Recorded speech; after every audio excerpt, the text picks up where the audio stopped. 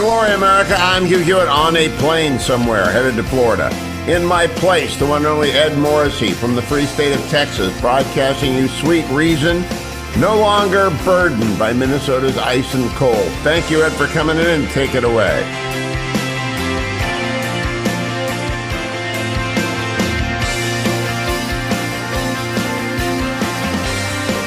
Good morning, everyone. This is Ed Morrissey of HotAir.com and the ReliefFactor.com studio, Texas style, filling in for Hugh on the Hugh Hewitt Show. If you're like me, you went to bed last night and the world was mostly at peace. You're waking up this morning with Russia committing an act of war and aggression on Ukraine. We are going to be covering the news. We've got lots to discuss in the next 3 hours. We've got some great guests coming up. Later on this hour, we'll have Dr. Michael Oren on to talk a little bit about Vladimir Putin's speech. We'll also have Josh Kraushaar on. We'll have Josh Rogin to talk about the analysis. But I think in this first hour, we're really going to try to focus on the news of what's going on right now. Last night, the Vladimir Putin declared war on Ukraine. There is an invasion going on from multiple directions, including Belarus, even though Belarus is at the moment denying that Russian troops are using Belarus as a staging point for the invasion. The Russian military has penetrated to the outskirts of Kharkiv, apparently, Kharkiv being the second largest city in Ukraine. Explosions can be heard in Kharkiv, in Kyiv. This is a large-scale assault on Ukraine. This is not an incremental move. This is a very bold move by Vladimir Putin, and the world reaction has been fairly united on this. Even China is suggesting, at least somewhat with some nuance, that perhaps it would be better if people didn't invade. And that people return to real diplomacy, although China took the opportunity to criticize the West over this. Apparently, Ukraine is already reporting at least 40 casualties. They are calling civilians to city centers to be assigned weapons for common defense. You have reporters who are now trapped in Kyiv, in Kharkiv, who are suddenly war correspondents and trying to report out from there. Let's go to cut number 21. This is from CNN last night with Don Lemon and Matthew Chance reporting on the invasion. Yeah, Don, I mean, look, I'm going to bring you those reports in a minute, but there's been some really, really loud explosions when you were talking to Nick just a minute ago, much closer, just to the east of us here. You know, really feeling the vibrations. So obviously, you know, the vibrations. Obviously, those attacks, those missile strikes coming in much closer. And here's the sort of news that we've got from you, defense officials saying that this is now, and this is a quote I'm getting from the president's office at the moment, a full-blown nationwide attack with military infrastructure that is being attacked nationwide. So the emphasis being on the military infrastructure that they say is coming under attack. We've also spoken to, again, our contact at the Interior Ministry, an Interior Ministry official, saying that across the country, as a result of these attacks, there are hundreds of casualties. Now, we don't know how many of those people are dead, how many are injured, or whether that figure is accurate. But we do know that the Interior Ministry of Ukraine is putting the number of casualties so far in this nationwide assault, missile assault at this stage, for the most part, in the hundreds, which is, you know, I mean, incredibly alarming. Obviously, if it's indeed accurate. But, you know, I can tell you, we've heard about, 18, 19 salvos of cruise missile attacks in just this city, in the capital, Kiev, within the past hour or so, since we've been talking to you here on CNN. And those attacks have been focused on, it seems, the air infrastructure here. There may have been other locations targeted as well, but definitely a couple of airports have been targeted. We've seen images of Borispil Airport, the main international airport that's been attacked. There will be surface-to-air missile stations there and military personnel stationed there. But then there's that Vasilkiv Air Base, about 20 miles to the north, where we have heard multiple strikes taking place over the course of the past 15 or 20 minutes. And there's going to be quite a few soldiers, quite a few military personnel, rather, that are located there. Not just the pilots, but also the crews and the technical staff that go with that. And so we're trying to get some more clarity on that. But again, the Interior Ministry of Ukraine saying that nationwide there are hundreds of casualties as a result of these Russian missile attacks, Don. Hundreds of attacks. There's much more going on here as well. That, again, was Matthew Chance on CNN last night with Don Lemon. You can see, if you're in the universe, you can see the clip. And he is in full battle protective gear while reporting from a high point in Kyiv. There's been other reports of assaults. We're going to get to more clips later on this hour. Just to bring you up to date as to what I'm seeing coming across the wire here. Apparently, there's a report now that Ukrainian officials have said that they have repelled a Russian helicopter airborne landing attempt at the Hostomel military airport just outside Kyiv. So this is Russians are attempting to land airborne troops into the capital. This is something, and we're going to talk about what Marco Rubio predicted last night, probably in the next segment. But this is not a joke. This is not a border issue. This is not a response to some sort of pretext or provocation. This is fully planned. This is not a minor incursion. This is no minor incursion. Exactly, Dwayne Patterson. This is no minor incursion. This is a serious war. Vladimir Putin has declared war on Ukraine. And if you listen to that speech last night, or if you happen to read that speech last night, there's no doubt as to what he has in mind for Ukraine. He wants to wipe out Ukraine's independence. He wants to bring Ukraine back into the Russian Federation. And we're going to talk to Dr. Michael Oren about one particular comment he made about Ukraine needing denazification, which is a very troubling comment and might have even more insight into Vladimir Putin's thinking on this. We're coming up to a break, so I don't want to necessarily get too close into another clip at the moment. But we are going to be looking at what happened last night at the UN Security Council. This attack was actually launched while the UN Security Council was meeting to try to come up with a diplomatic solution to this. In one of the great ironies of history, that meeting was being chaired by Russia, because it is Russia's turn to preside over the UN Security Council, and Russia essentially sandbagged the UN Security Council on this invasion. It is a stunning turn of events here. There's more reports coming out of about checkpoints being set up around Kharkiv. We're going to take a look later, I think, at the stock market. Stock market futures are now down 780 points, down 2.5%, roughly 2.5%. The futures are down across the board. Dwayne mentioned on social media that this basically, if this is the way it plays out once the markets open, this basically will wipe out all the market gains since March 31st. And let's not forget that we've had runaway inflation for most of that period. So some of those gains were inflationary to begin with. So this is probably a larger setback than what we might have, what the actual numbers actually mean here. Oil, on the other hand, is up. It crossed the $100 a barrel line early or overnight, but it's back down to just under $100 a barrel at the moment. So you have investors starting to protect themselves from the fallout of this war. We also have NATO calling a meeting, an emergency meeting, and we have all sorts of reaction from Washington, D.C., including members of both parties now calling for tougher sanctions on Vladimir Putin, on Russia, on Putin's oligarchical support in Moscow.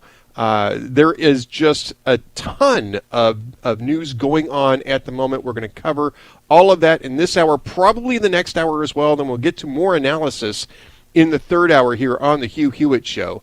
So we are going to be jam-packed here And when we come back, we're going to be taking a look at some of these clips here that give us a little bit of background. We're going to be talking about the reaction at the UN Security Council from Ukraine's ambassador there. Later in the hour, we'll be talking about Marco Rubio's prediction, what it's going to look like. So far, he's been proven right. So stay tuned for that. I'm Ed Morrissey from hotair.com, filling in for Hugh. We'll be right back. Curious about what you're missing in the Hughiverse? The After Show? 21 years of Hugh Hewitt shows on demand? Go to www.hughiverse.com right now, where it's only 99 cents to join for the first month. www.hughiverse.com.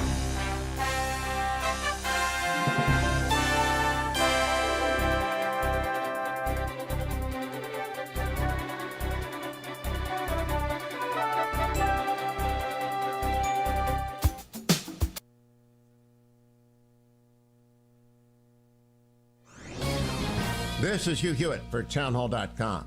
Buckle up for 2022. The year in politics is going to be rough. The midterm election year seems predestined to banish the Democratic majorities in both houses of Congress. The country senses infirmity in President Biden, and many worry that our adversaries in China, Russia, and Iran sense that opening too. The shadow campaign for the GOP nomination in 2024 opens now, with a clear frontrunner being former President Donald Trump. The ranks of the top tier among possible GOP presidential nominees in alphabetical order starts with two senators, Arkansas's Tom Cotton and Ted Cruz of Texas. Then we have the populist Florida Governor Ron DeSantis, the former Secretary of State Mike Pompeo, and South Carolina Senator Tim Scott. If the world grows even darker in the days to come, Cotton and Pompeo, two former soldiers, start with some advantages. It's possible one or more will run whether or not the former president does. My bet, with 3 years to go, is that Trump runs, and runs hard. Buckle up. I'm Hugh Hewitt. Publicpolicy.pepperdine.edu. Trending now on The Larry Elder Show. What the Supreme Court has said is you have to have a compelling state interest, and the compelling state interest that the Supreme Court found was the benefits that flow from having a diverse student body, whatever those benefits may be. But you have to have a diverse student body to get these certain benefits, okay? So that justifies this kind of racial alchemy in terms of admissions. Here's the problem. Increasingly at schools, you have, regardless of how supposedly integrated they are, you're getting more and more racial separatism, separate classes, separate dormitories, separate graduations. There's more and more of that going on, and one of the basic reasons for that is because of mismatch, because of the serious mismatch in academic qualifications between Asians, Latinos, blacks, and whites. Keep up with what's trending. Subscribe on YouTube and at rumble.com. Trending now on The Mike Gallagher Show. You want to know what's even crazier and funnier in a sick way? There's a security guard right there. The shoplifter, the looter, walks right by the security guard who isn't doing anything. He's got a jacket on with the big security on the back of his coat, and he stands there and watches the guy literally brushes right by the security guard. The security guard, what are they paying the security guard for? Just to stand there? Why don't we just put mannequins up in stores in New York? I may never go back. I swear, I may never go back. New York is turning into a hellhole, and Democrats are watching it. They're letting it happen. I can't wait to get Joe Borelli's take on all of this insanity. Keep up with what's trending. Subscribe on YouTube and at rumble.com. Streaming on Salem Now. You called your son, and you personally promised him you would be here. Lucas, I don't know how to help you! Your daddy loves you, you gotta know it, pal! Prayer is a powerful thing, Ethan. It really does work, if you believe. What reason does he have to care about some guy who's supposed to be his dad, but he's never around? I can't do it, I can't. I'm not ready for this, man. I'm done with you. We all deserve a second chance. Right, Ethan?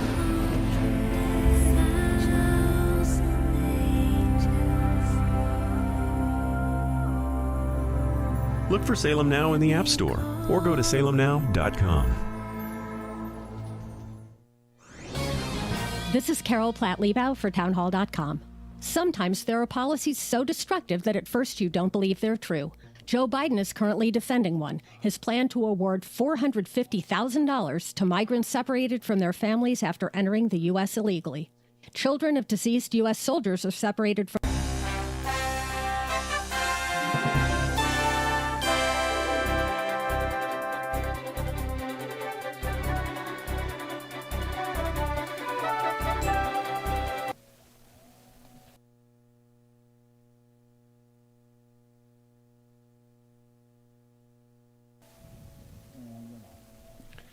Welcome back. This is Ed Morrissey of HotAir.com from the Texas version of the ReliefFactor.com studio, filling in for Hugh on the Hugh Hewitt Show and keeping you up to date on the very latest in the war in Ukraine, and that is exactly what it is, ladies and gentlemen. This is a war in Ukraine set off by Vladimir Putin in an attempt to rebuild the Russian Empire, only this time sort of without the Soviets. This has been an aim of Vladimir Putin for the entire time that he's been in power. We should have realized this at no later than the 2008 invasion of Georgia, which was similar in nature to what we're seeing now. It's not the same playbook, but it's similar to it.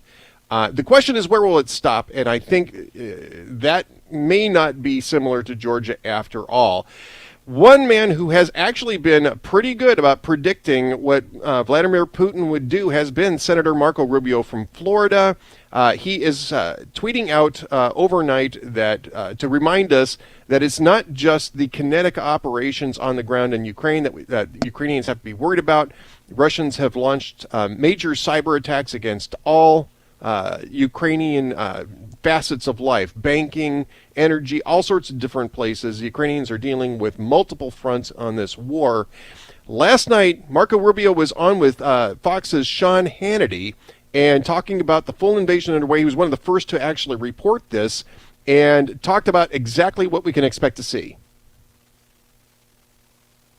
I think we always owe an obligation to the people watching to explain why does this matter to America. It's not that it isn't bad. It's Yeah, Sean, so look, I think it's a pretty clear direction of the plan that they're going to be executing on. They've begun to execute it on. You're already seeing incredibly heavy cyber and electronic warfare, troop movements that are happening. I think what you're going to see in the next few hours with great certainty, and some of this is already probably happening in real time. Remember, telecom is going down in different sectors and parts of Ukraine at this point, so you're not going to be able to get some of these live feeds that people have been getting on Twitter and the like. But in the hours to come, I think you're going to definitely see a pretty dramatic change in events, certainly by the time the sun comes up. I mean, this is it. This is their military plan has been well understood for some time now, and they've executed it, and we have now reached that stage of execution. We know what comes next, and now it's just a matter of hours here that we're in before you start to really manifest when the sun comes up, that people will be able to see it with their own eyes. But it is underway. This is it, unfortunately. So we know that the Ukrainian government, and Ukrainian banks were hit by the massive cyber attack. We know that mobile communications have been jammed over all of eastern Ukraine. We know this according to Blinken, who said it's within hours that they expect this. Our intelligence community said they believe that was the biggest indication that a full-scale invasion is imminent. As you look at these, are they only signs? Look, we have every belief. So if I told you my plan is A, B, C, and D, and I've done A, B, and C, you know that D comes right after. And and we're already seeing parts of D happening. So, for example, it's not just cyber attacks. They've implanted very sophisticated malware into computer systems. People are actually linked on these things. They appear to be like the legitimate government sites, and you're getting the malware installed into your device. And that's one of the dangers with cyber. People all over the world are linking on live cams that are actually implanting malware as well. So I'd be careful with that kind of thing. The electronic warfare, the jamming, the airspace in Ukraine at this point is practically closed, and movement of troops, the radio traffic you can't hide. There are already pretty indicative reports. Mariupol is in a very important port city. About 50% of their exports go there. You can now hear explosions. They're going to go after first. They'll go after the air defense system, right? They'll try to knock that out. I mean, it's also pretty clear that the way they've positioned themselves, they're going to try to come behind the Ukrainian troops that are in the front line there with the East and cut them off so they can't get back to defend Kiev. So this is going to be a pretty dramatic move. I mean, these are 200,000 soldiers. It's the single biggest military invasion that Europe has seen since the Second World War. This is not small ball. I mean, this is big, and I think by the time the sun comes up, to the extent communications are going to be able to leave that country, you're going to be able to see a lot of that with your own eyes. Yeah, this is extremely disturbing. Marco Rubio had this pegged. When we come back, we're going to talk about what happened at the UN Security Council last night, especially what the Ukrainian ambassador to the UN had to say. So stay tuned for more. I'm Ed Morrissey of HotAir.com, filling in for Hugh. We'll be right back. Portions of the Hugh Hewitt Show are brought to you in part by Birch Gold Group.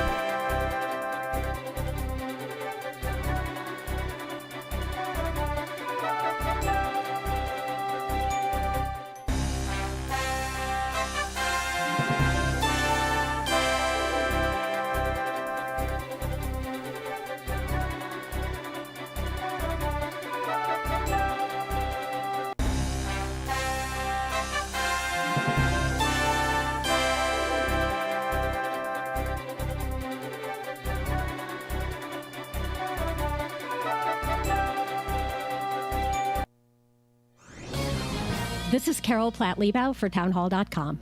Sometimes there are policies so destructive that at first you don't believe they're true. Joe Biden is currently defending one, his plan to award $450,000 to migrants separated from their families after entering the U.S. illegally.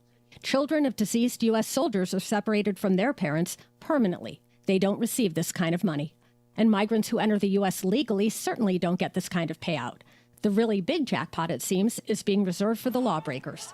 There are some obvious truths here. First, behavior that's subsidized gets repeated. Joe Biden is effectively inviting many more illegal immigrants to breach America's open borders. Second, he's betting over time the payoffs will benefit his party in political terms. Meanwhile, the vast majority of Americans watch in shock and dismay as our president, the country's chief law enforcement officer, brazenly rewards lawbreaking, a clear violation of his oath to defend our nation's laws. It's a sorry sight indeed. Trending now on the Charlie Kirk Show.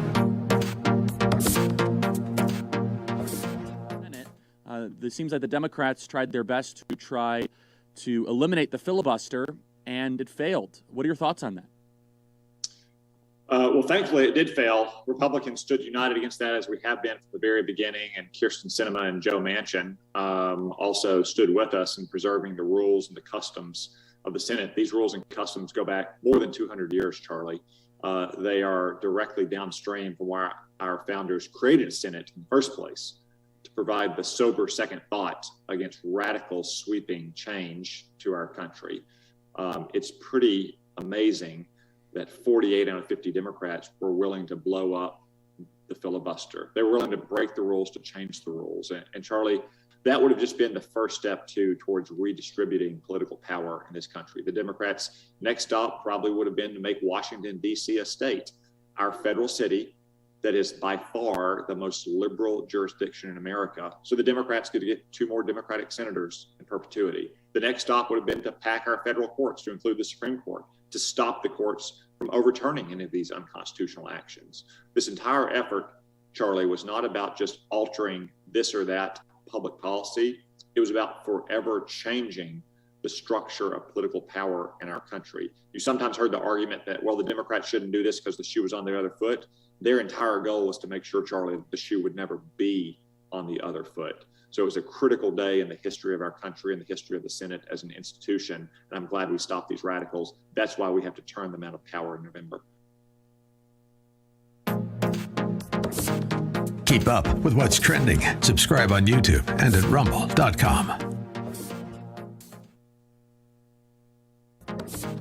Trending now on the Dennis Prager Show. This really is a Leninist strategy. Lenin's old saying that the capitalists will sell us the rope by which we will hang them is what China's doing. The Soviets couldn't do it for a couple reasons. Number one, they didn't have the money. They didn't have a whole lot of rubles to throw around, and people in the West didn't want them. But number two, there was a lot bigger sense of social cohesion during the Cold War. The notion, if you're a corporate executive during the Cold War, that you would be playing footsies with the Kremlin was outrageous. And yet in the case of China, the human rights situation, the challenge to American national security is every bit as great. I would argue perhaps even greater than it was in the Cold War era. But Wall Street, Silicon Valley, they are all happy to not only do deals with them, but do deals with them that benefit the Chinese military and intelligence state, and they don't seem to particularly care that they do. Well, there was stigma in helping the Soviets. There's no stigma in helping the Chinese communists. That's right. And I think that, part of that is there's been this naivete for decades that if we just gave China money, we gave them access to our technology, they were going to buy our blue jeans, they were going to watch some of our movies, they would become just like us. What's really happened when you look at issues like censorship by big tech in the United States, when you look at some of the other things that are going on, it's not that China's become more like us. We've actually become more like China. And that experiment has to fade away. And the problem is not only were our elites wrong in their prescription of that policy, but that policy made them rich. And they do not want to now give up those relationships with Beijing because it means the money's going to stop flowing. Keep up with what's trending. Subscribe on YouTube and at rumble.com.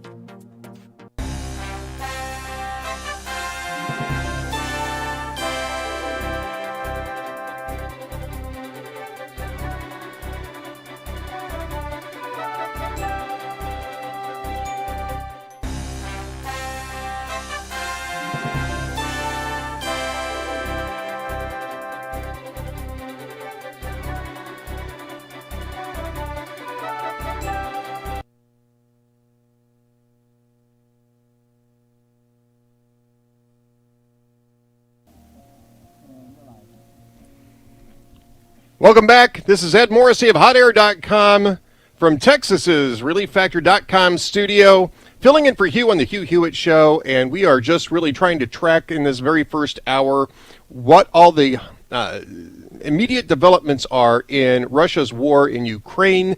Very surprising. We just saw a flash across the wire that Turkey is now calling on Russia to stop this unjust war. That is an unjust and unlawful war. Let me get the quote right. To stop the unjust and unlawful war that they have launched in Ukraine. That, I think, is significant. Russia had been trying to get Turkey to align with them and away from NATO. I think that maybe this is a scales falling from the eyes moment for Erdogan.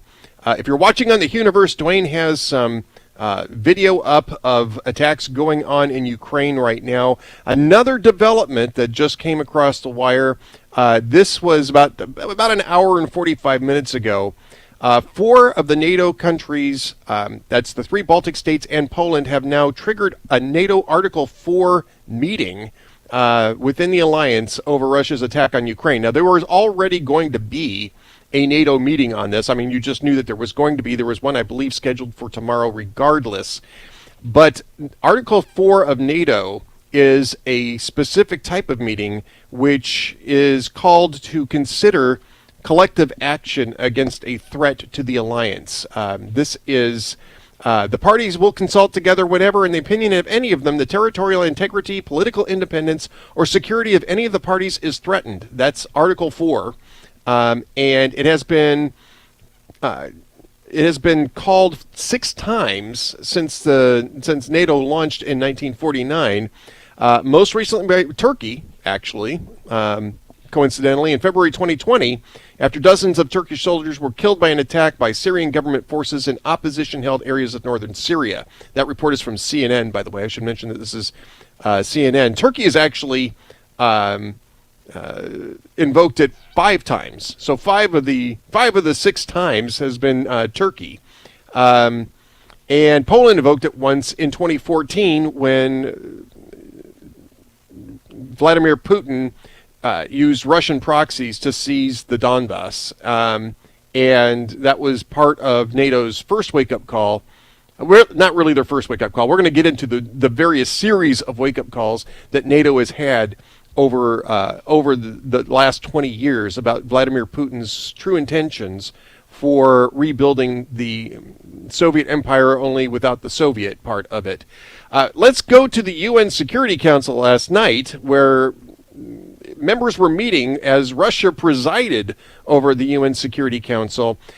Sergei Kyslytsya, I believe is the way his name is pronounced, Ukraine's UN ambassador,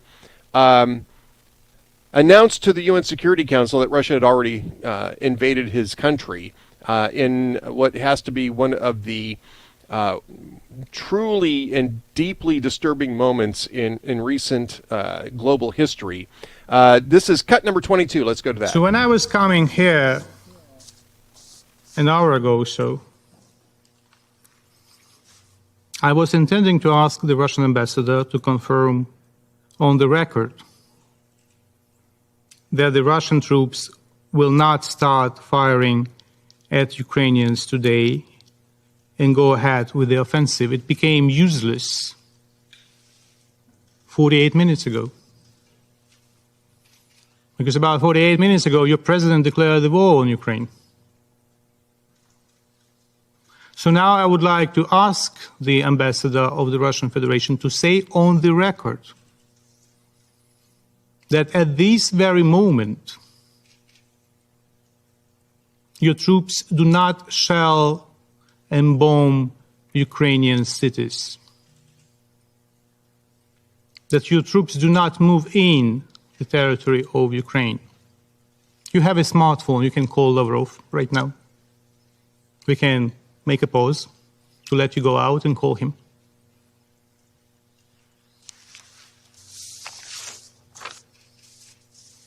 If you are not in a position to give an affirmative answer,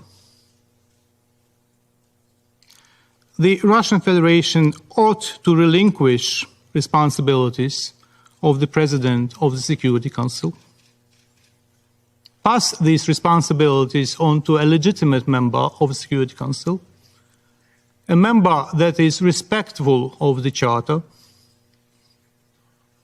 and I ask the members of the Security Council to convene an emergency meeting immediately and consider all necessary draft decisions to stop the war. Because it's too late, my dear colleagues, to speak about de-escalation. Too late. The Russian president declared the war on the record. Should I play the video of your president? Ambassador, shall I do that right now, or you can confirm it? Do not interrupt me, please. Thank you. Then don't ask me questions when you are speaking. Proceed with your statement. Anyway, you declared the war. It is the responsibility of this body to stop the war. So I call on every one of you to do everything possible to stop the war. Or should I play the video with your president declaring the war? Thank you very much. Against, I must say that I thank the representative of Ukraine for his statement, and the questions, I wasn't planning to answer them because I've already said all I know at this point. Waking up Minister Lavrov at this time is not something I plan to do. You said the information that we have will be something we provide. And this isn't called a war, this is called a special military operation in the Dombek. A special military operation. It's not called a war. They're sending tanks, they're sending troops, they're firing cruise missiles, they're bombing Ukraine, but somehow this is not called a war. Those aren't real missiles, those aren't real bullets, those aren't real dead bodies, those aren't real fires. Those aren't real troops landing in a sovereign nation. It's not a real war. No, that's not. You know This is Russian, at the UN Security Council. The UN Security Council, which has been useless pretty much since it started. It's the Star Wars bar scene of diplomacy. It's the Star Wars Senate of diplomacy. I mean, this is useless. Palpatine is running the UN Security Council. That was Palpatine. You just saw Palpatine. He was just wearing a mask. If you were watching this on the Universe, the Russian ambassador was wearing a face mask. I don't think anybody else in there actually was, but the Russian ambassador was, probably because he was trying to hide his giggling underneath that mask. I mean, the idea that this is all the information I have. This is not a war. It's a special military operation. So let's hear what the basis of this special military operation is. What is the special military goal of this operation? You're attacking Kharkiv. You're attacking Kyiv. You're conducting cyber attacks on banking and military and civilian targets. Well, according to Putin, it's to right the wrongs of World War II. We're going to get to that with Dr. Michael Oren in the next segment. But yes, it's denazification, which is ironic because, of course, the president of Ukraine is Jewish. We definitely want to talk to Dr. Michael Oren about that. Also about his views on Putin and what Putin's aims are. Not just in Ukraine, but long term, because this is, again, a pattern. I do want to get back to Sergei Kyslytsya, the UN ambassador. We've got a small cut on number 23. Let's listen to him here. Well, as I said, relinquish your duties as a chair. Call Putin, call Lavrov to stop aggression. And I welcome the decision of some members of this council to meet as soon as possible to consider the necessary decision that would condemn the aggression that you launch on my people. There is no purgatory for war criminals. They go straight to hell, Ambassador. And yes, that is that's also another risk that Russians are going to run, not just in the near term, but in the long term, as they travel around the world. If war crimes arise out of this, which there already are, I mean, they're attacking civilian centers here, just the invasion itself. The whole thing is a war crime. The whole thing is a war crime. And that's going to have some long-term impacts on Russia. This gets into a discussion I want to have in the third hour with Josh Rogin from the Washington Post, who's a fine foreign policy analyst, and maybe Josh Kraushaar too, who's going to be one of our guests in that third hour, about what are the goals here? Why would Putin run this kind of a risk to occupy what is going to be very hostile territory, and to essentially burn all of his diplomatic bridges, and not just diplomatic, but financial bridges? I mean, this is, if Putin is still a rational actor, there's got to be some sort of rational outcome here. I can understand some rational outcomes, but I don't understand how they outweigh the costs of what he's going to be doing now in the immediate, as well as the long term of trying to hold territory that you can't hold easily. You can hold the Donbass because you've got a large contingent of ethnic Russians who are going to be at least somewhat friendly to the idea of Russian influence, Russian control, Russian security in that region, in the Luhansk and Donetsk regions. But the rest of that country is not ethnic Russian. There are going to be extensive costs to Russia in an attempt to hold that territory, even for a short period of time, and certainly over a long period of time. Lots to discuss, plus more developments coming up. Stay tuned. I'm Ed Morrissey from HotAir.com. We'll be right back. Don't go anywhere, America. It's Hugh Hewitt. I'm not there, but I did want to remind you about Birch Gold. Even when I'm not there, some of you are thinking about what the inflationary effects, not only of printing $4 trillion this year have had, but what it means to gold in a time of international uncertainty such as we are in. Well, it usually means higher gold prices. If you've already rolled over a portion of your assets to your IRA, you might want to increase them a little bit with your Birch Gold IRA, your Birch Gold SEP IRA, or your Birch Gold 401k. But if you haven't started one yet, Birch Gold is the organization that the IRS will believe is doing the work of being the third-party conservator of your IRA. And you need one of those, and they will send you a free information kit about that. If you want to save your gold tax-free from the time you put it in to the time you take it out, you need Birch Gold. So text my name, Hugh, H-U-G-H, to 989898, or go online to hughgold.com. That's hughgold.com. And don't forget, Your relief factor. Make sure, even though Ed Morrissey probably hasn't told you about it, and I'm not sure that Ed is using it, that you get your relief factor today. $19.95 is the starter pack. You know I'm taking it on my way to Florida. I took it before I got on the airplane, so I'm telling you now, do not leave home without it. I don't, and I hope you don't either. Not sure if any of the people I'm talking to down in Florida will have their relief factor bags with them, but usually, almost inevitably, that happens to me. So I encourage you to be part of the group that wants to be out there working out every single day, walking, running, sprinting, doing whatever it is you do. You can trundle, you can play tennis, you can swim, you can motorbike, whatever it is. Do it with relieffactor.com. You'll feel better for it. $19.95, 3-week starter pack. I tell you about it 3 times a day, even when I'm not there. I'm in your ears talking about relieffactor.com because it works. It works. Trust me on this. I've been taking it for years. You will love it, or you will not take any more of it. In the first pack, $19.95, subsidized, so you at least give it a try. Relieffactor.com. Come right back for more Ed Morrissey. The Hugh Hewitt Show is now available on TV. Go to salemnewschannel.com or download the app. You can also watch on Roku and Fire Stick. Salem News Channel, the antidote to the mainstream media.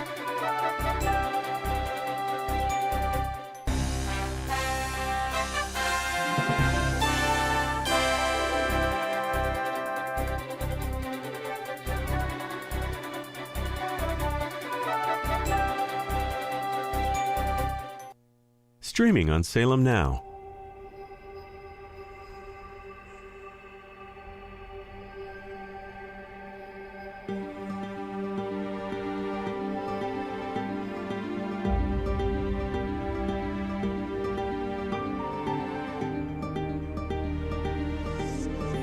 ¿Cuánto queda? No queda nada. Que lo siento mucho. Come to Christ. When the Spirit of God calls you to the cross, don't you hesitate. Have you ever thought of going to seminary? Madre, Padre, ¿quién está listo para ser transformado por el poder de su palabra?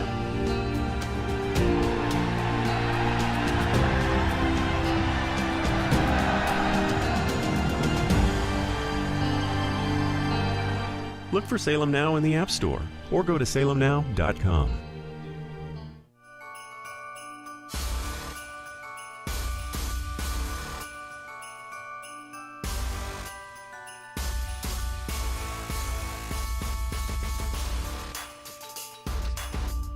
Look for Salem Now in the App Store or go to salemnow.com. Streaming on Salem Now. The Democratic Party somehow has convinced black people that they're the good guys. Never mind the skanky history of the Democratic Party. That was a party of slavery. He said, listen, I gotta give these niggas enough. Not too much, but enough that I'll have them voting Democrat for the next 200 years.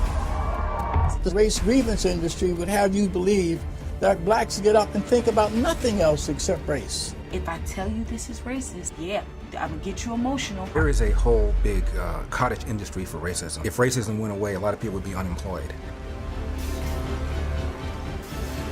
The mob during the Minneapolis riots following the death of George Floyd. A bunch of white thugs, frankly, burning down the city's traditional black and Asian business district. They're racist, racist, racist, racist, racist. Everything's racist. It's the devil!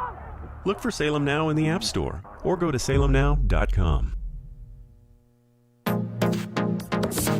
Trending now on the Eric Metaxas Show. When you had the president in Atlanta saying to the crowd there that, you know, he didn't march in the shoes of the students that are marching today, but that he marched in the civil rights movement, and he remembers the first time he got arrested. There is a message being sent globally that America is a laughingstock right now, that the bowl of mashed potatoes that serves as the president in the White House right now is nothing more than a suit. Keep up with what's trending.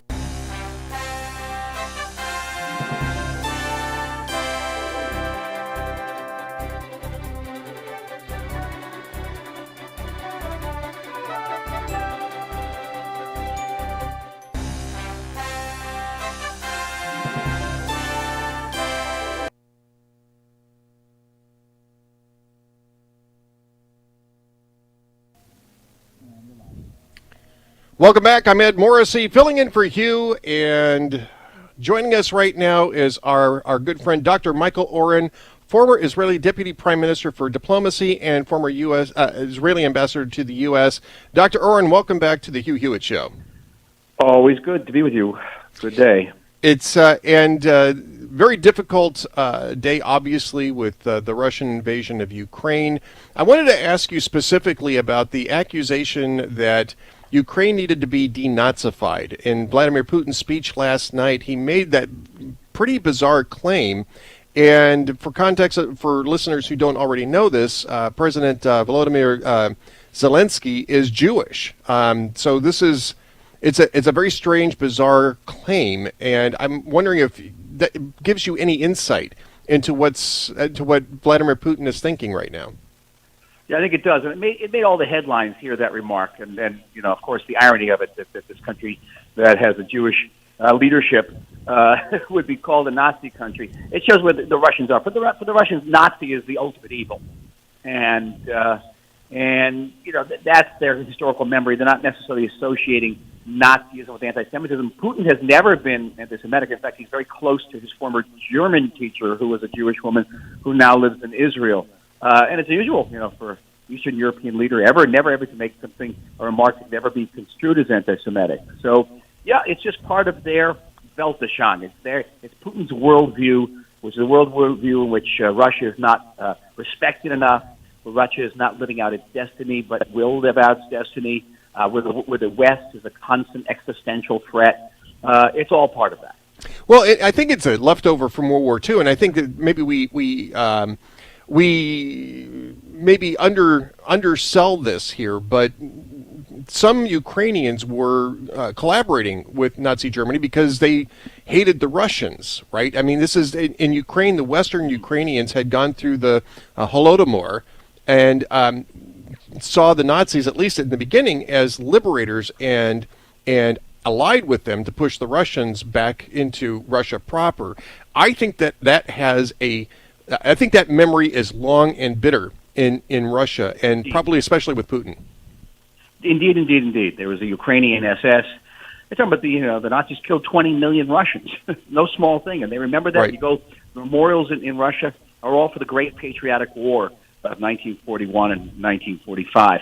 Yes, it's all there, and even Israel and the Jewish people have a very tortured relationship with Ukraine. My own family comes from Ukraine. My grandparents came from Ukraine. They didn't think of themselves as Ukrainians. They thought themselves as Russian Jews. They spoke Russian. And yeah, a very complex history. And it's all part of building the case. Obviously, there's sort of a syllogism. If the Ukraine is guilty of genocide against Russians, because that's what Putin is claiming, and the Nazis are genocidal, therefore the Ukraine must be Nazi. Get it? And that's the type of the philosophical leap that Putin is making. Dr. Oren, you're steeped in diplomacy. A breaking news item here this morning is that Turkey has called on Russia to stop an unjust and unlawful war. Are you surprised to see Turkey standing up to Putin in this regard? Turkey is a country that has grown much closer, I think, than some NATO members would have liked to Putin over the last few years. Yeah, and it's also that Turkey's also bought very advanced Russian anti-aircraft systems, which is not consonant with Turkey's position in NATO. But Turks are also scared of the Russians. They're traditionally scared of the Russians. As an historian, I'll remember the Crimean War of 1850 to 1853, in which Turkey aligned with Britain and France to prevent Russia from taking over the Dardanelles Straits and moving its Black Sea fleet out into the Mediterranean. That's their constant fear. A couple of years ago, the Turks also shot down a Russian jet, a fighter jet, and caused a major crisis. And the Turks are afraid now that Russia now is very aggressive. Russia is on the march militarily. America is retreating, and one of the sort of side effects we've seen is a sudden reach out by Mr. Erdogan to Israel. He's invited our president, Isaac Herzog, for a visit. Looks like it's going to happen. He's scared. He's scared by the Russians' militarism. He's scared by the success of the Abraham Accords in this region, which are basically against against Iran, but also against the Muslim Brotherhood, which is backed by Turkey. Yeah, Mr. Erdogan is scared. Dr. Oren, what do you think Vladimir Putin's endgame is here? I mean, it's honestly, I suspected that what he really wanted was a partition so he could claim to be the champion of Russian ethnic communities. We got about 30 seconds. What do you think is Putin's endgame here? The short game is to move NATO away from Russia's borders. The long game is to change the world order, a world order which we saw established in 1989 with the fall of Soviet communism, and America was the preeminent superpower. That's going to change now, and Putin has set that as his historical goal and destiny. Dr. Oren, I couldn't agree with you more. It's exactly what I think Putin is up to, and you can find out more from at Dr. Oren right on Twitter is where people can follow you. All right. Have a good day. Have a good day, Dr. Oren. Thank you very much for being with us. When we come back, we're going to continue following the war in Ukraine all 3 hours today. Maybe in the next hour, we're going to talk a little bit more about the American response, the potential American response, the NATO response. NATO is already moving assets to their eastern frontier. I'm Ed Morrissey of HotAir.com, filling in for Hugh. Stay tuned. Portions of the Hugh Hewitt Show are brought to you in part by Color Us United.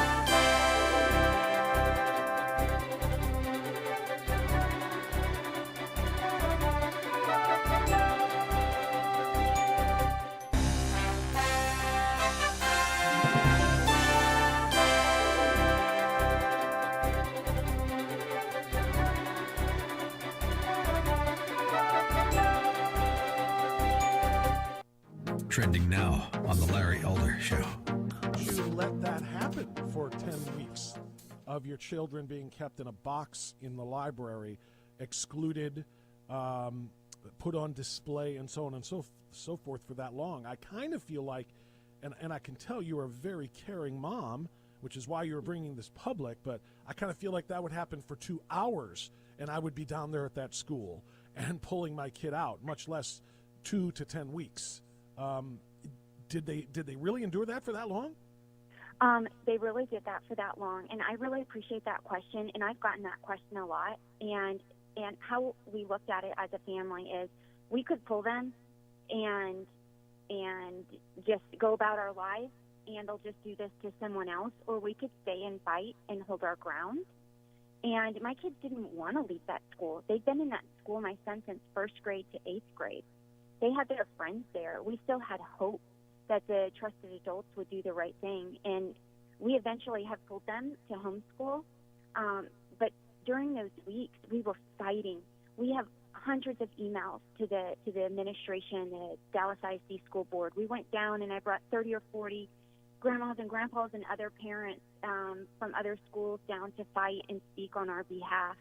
Parents even scheduled protests, 3 protests outside the school. So we were fighting, but I think at this point in our country, the war has come into the family, and our kids can no longer be shielded from it. They need to be guided through it, which we did as a family, to build a backbone and learn how to stand up and fight, because this is their next generation. So instead of shielding them from it, we help them move through it with grace, integrity, and dignity, and they came out stronger. Keep up with what's trending. Subscribe on YouTube and at rumble.com.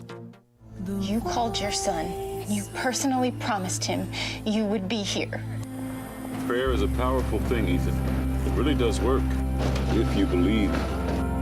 Look for Salem Now in the App Store or go to salemnow.com. This is Hugh Hewitt for townhall.com. Buckle up for 2022. The year in politics is going to be rough. The midterm election year seems predestined to banish the Democratic majorities in both houses of Congress. The country senses infirmity in President Biden, and many worry that our adversaries in China, Russia, and Iran sense that opening too. The shadow campaign for the GOP nomination in 2024 opens now, with the clear frontrunner being former President Donald Trump.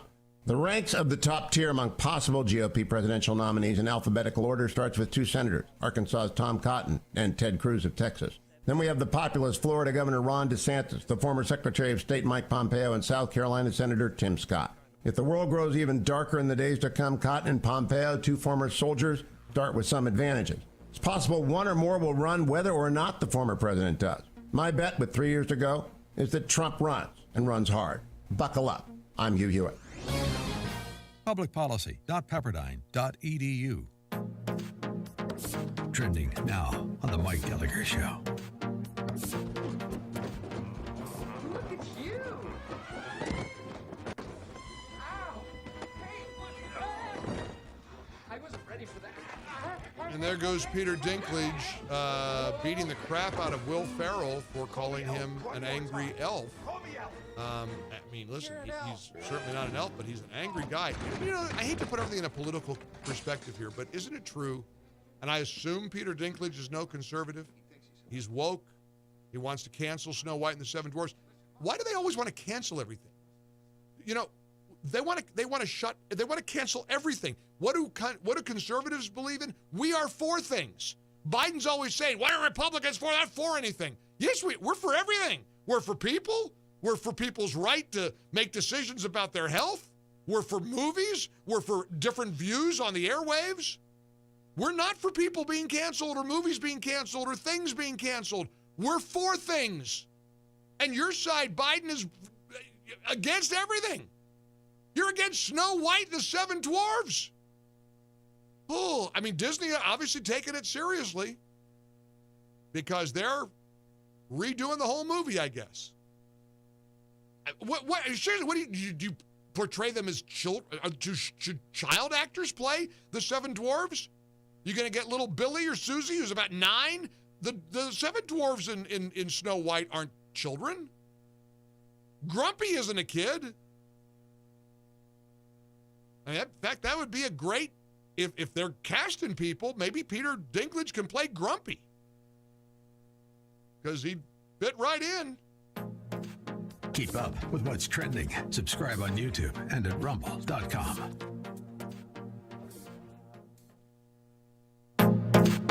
Trending now on The Charlie Kirk Show. So I think in their strategy meeting, they said, okay, people say that Joe Biden's mental decline is impacting his ability to govern. Let's shoot Joe up with whatever sort of kind of adrenaline that is necessary and deploy him out there. I think the point was to try to show that Joe Biden was going to go over the top long to try to win kudos and praise from the establishment media. This is his first press conference I think he's done in quite some time. Some people said it was his first ever press conference as president. Second? Okay. That was his second press conference. Trump used to do these almost daily. He did them for fun. And I will say, for reasons that we can speculate, the media was pretty critical. They were direct, precise. Now, nowhere even in the ecosystem, nowhere even in the atmosphere of questions towards Donald Trump. And I agree with my friend Tucker Carlson. The press conference was totally weird. It was a strange deal. Joe Biden leaning in. He does this thing where he kind of like hunches over the podium. You notice that, Connor? And he kind of puts both of his arms down and he looks directly at the reporter. And then he whispers. You're exactly right. And he was still calling from a pre-selected list of reporters. And there were multiple blunders that came out of that. But if the point was to try to show the nation, look at, hey, if you have any concerns about how sharp this guy is mentally, I mean, come on. He stood there and talked for 2 hours. I don't think that mission was accomplished. Keep up with what's trending. Subscribe on YouTube. And streaming on Salem Now. We'll see one young lady identify as transgender, and the next thing you know, 6 or 7 young ladies in that same school are now identifying as transgender. Children taught at age 5 they can create their gender identity, and it's being celebrated. Schools are lining up to push the transgender agenda on kids and cut parents out of the equation. Every cell of their body that has a nucleus is male or female. We've now seen parents losing custody of their children if they don't go along with this. We've all been created XY or XX, so that means there's only 2 genders. And so really the battle is against the creator. Look for Salem Now in the App Store or go to salemnow.com.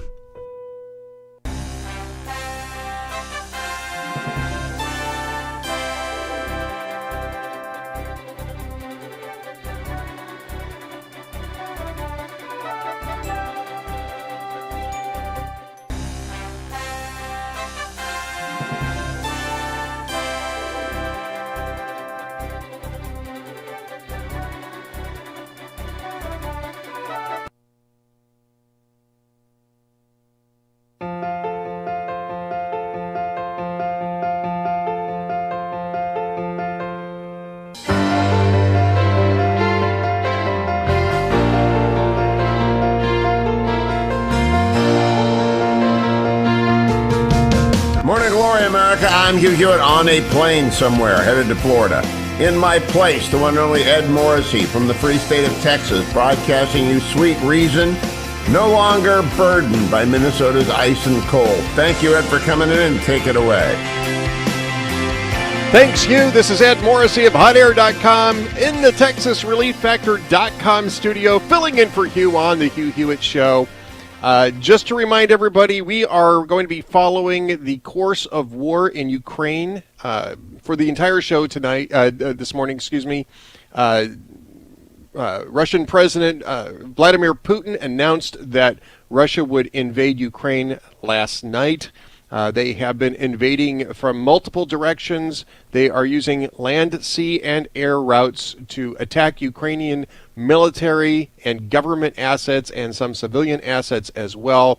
There is a massive cyber warfare campaign going on against Ukraine. It's attacking the banks. It's attacking some of the government functions.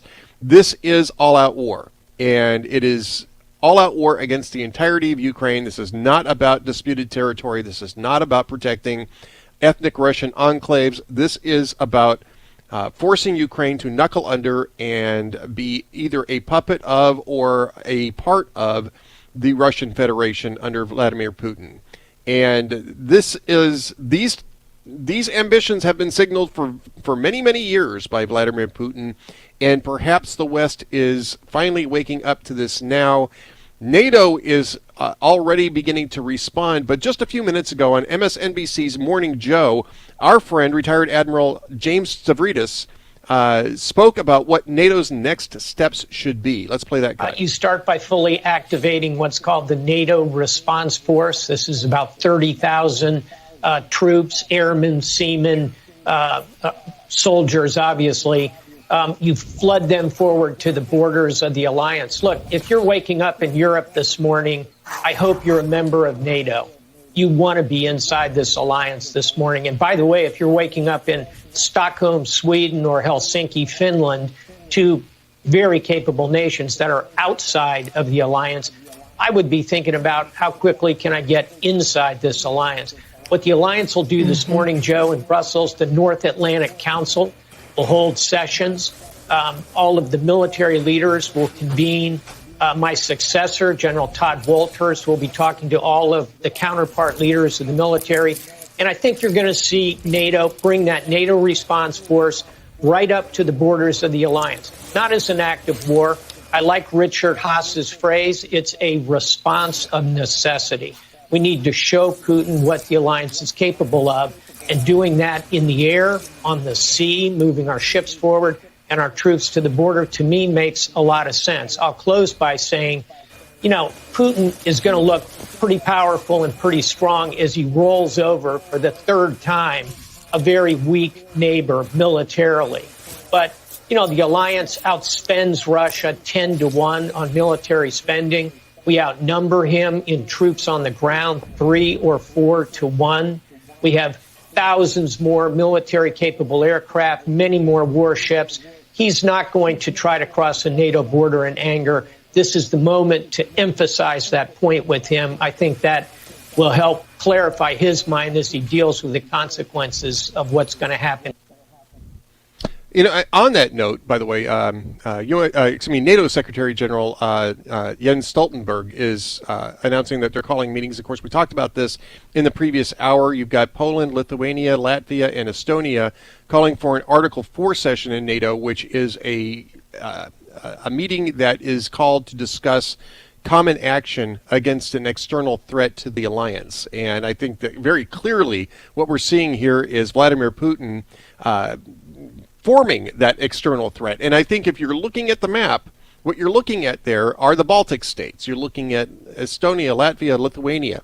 I believe it's Latvia and Estonia that have significant ethnic Russian populations. Around 25% of the populations of those countries are ethnic Russians. And since ethnic Russian enclaves have been the pretext that Vladimir Putin has used in the past to expand his military and to conduct military aggression, one can expect that those states are probably the most worried about what is going to come next from a Vladimir Putin that is completely disconnected from the rule of international law at this point, and is obviously on a path of military annexation and expansion of the Russian Federation. This is an attempt to rebuild the Soviet band, just without the Soviet iconography.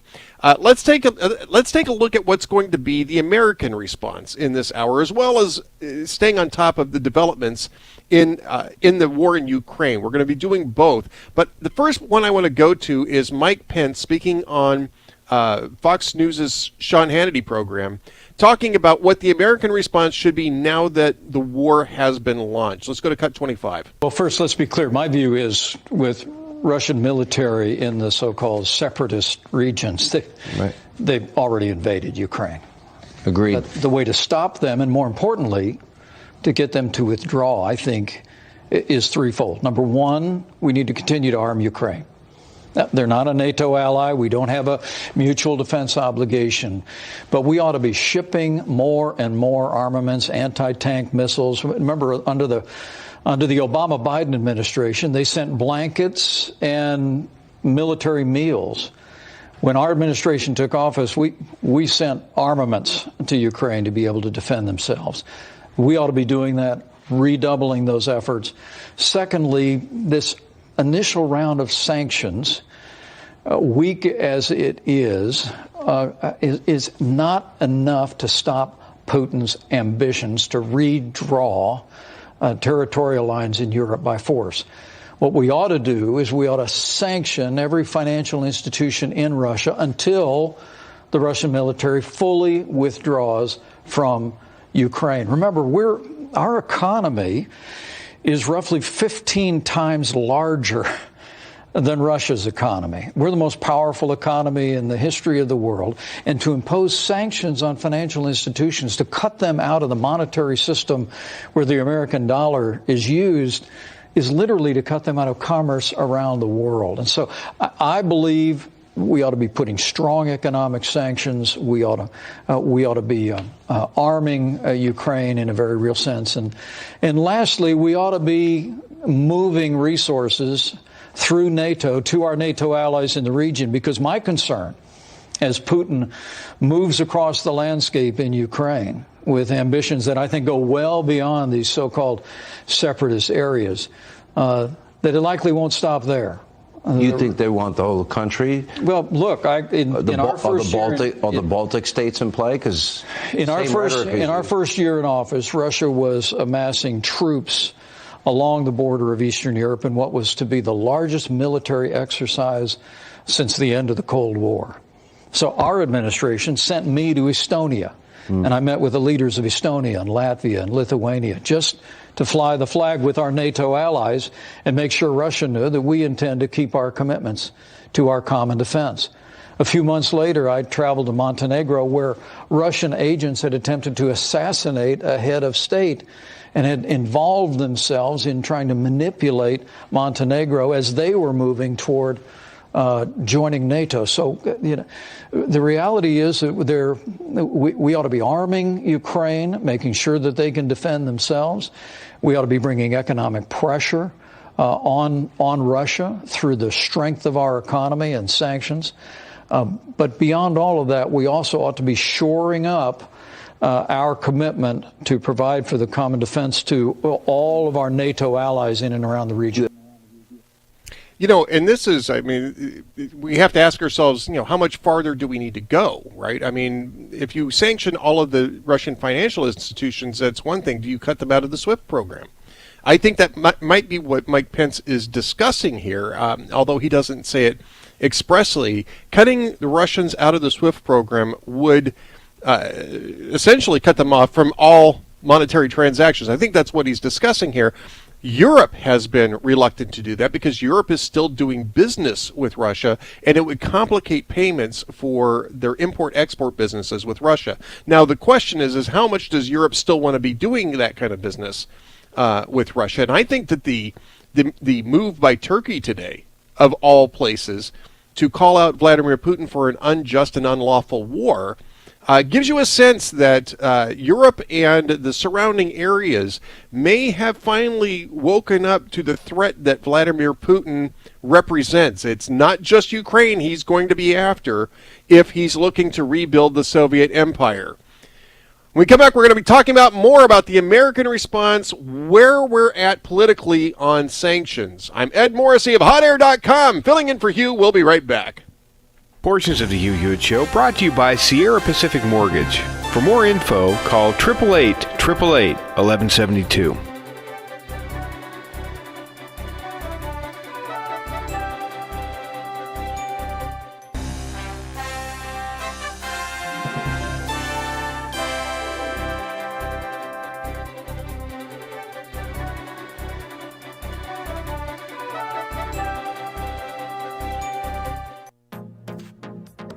Trending now. The most powerful organs of the state are not merely corrupt, but that they've been weaponized to go after perceived domestic enemies. And that's very scary. Our constitutional democracy enshrines the peaceful transfer of power. We are now all rooting for his success. The peaceful transition of power is one of the hallmarks of our democracy. We don't live in the United States of America as is any of us would like to understand it. We have a peaceful transition of power process. That's not what happened. They interviewed General Flynn, and they did it in what was a complete ambush. I thought it's early enough. Let's just send a couple guys over. And the audience was, ha, ha, ha, ha. How funny to set up an innocent man. This is what third world security states do. They spy on their political opponents like this. This is part of a concerted Russian influence operation. Russian interference. They colluded. They were in on it. He would constantly say, I have seen evidence of collusion. Until this is released, I can't comment. I can't go into the particulars. Russians, I'm not going to be specific. But he knew he could just say it on TV and then hide behind, well, it's all classified, I can't get into it. Well, it's classified. You can't see it. Collusion. You just got to be willing to see it. New York's Daily News ran this front page, Trump is Hitler. How could 62 million Americans vote for Hitler? Are 62 million Americans Nazis? We really almost thought it was a joke. Like, really, you're not going to accept that you lost this election? Then they see the Russia collusion narrative sitting right there in front of them and say, why don't we just say that he cheated? It divided the country in ways that people can't imagine. It's inspired massive violence. It's given people who are bad faith actors a license to do whatever they want because they literally feel like they're fighting Russian spies and Nazis. Russiagate has been the most egregious abuse of everything that was supposed to have been good about our government. The thing that they were investigating the Trump campaign for is what they themselves were doing.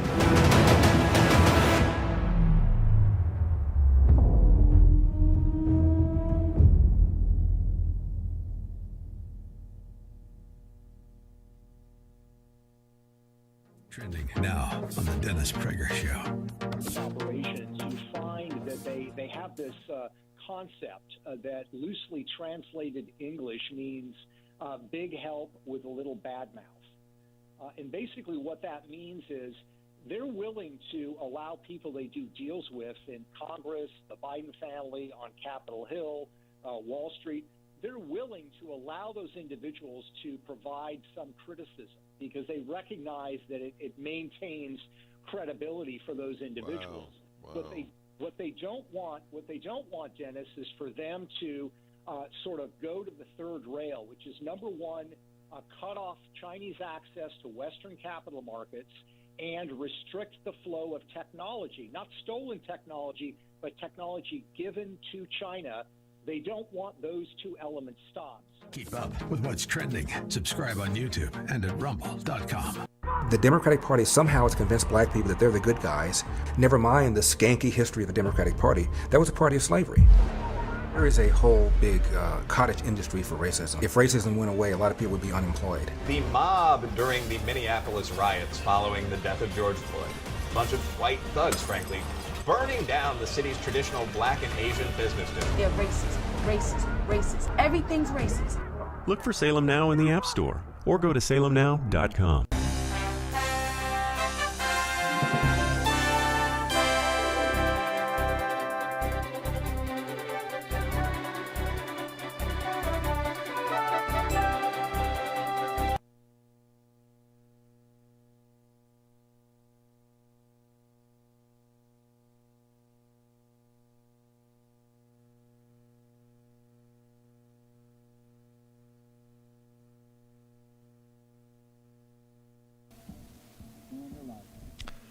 Welcome back, everyone. I'm Ed Morrissey of HotAir.com from the TexasReliefFactor.com studio, filling in for Hugh today on the Hugh Hewitt Show, talking about the war in Ukraine. We've been covering all the breaking news thus far, and we're going to continue to be looking at breaking news as it happens, either off of Twitter or off the wires. We're going to be looking at all of the different breaking news stories that are coming up here. There's already been tons of developments in the time that we've been on the air.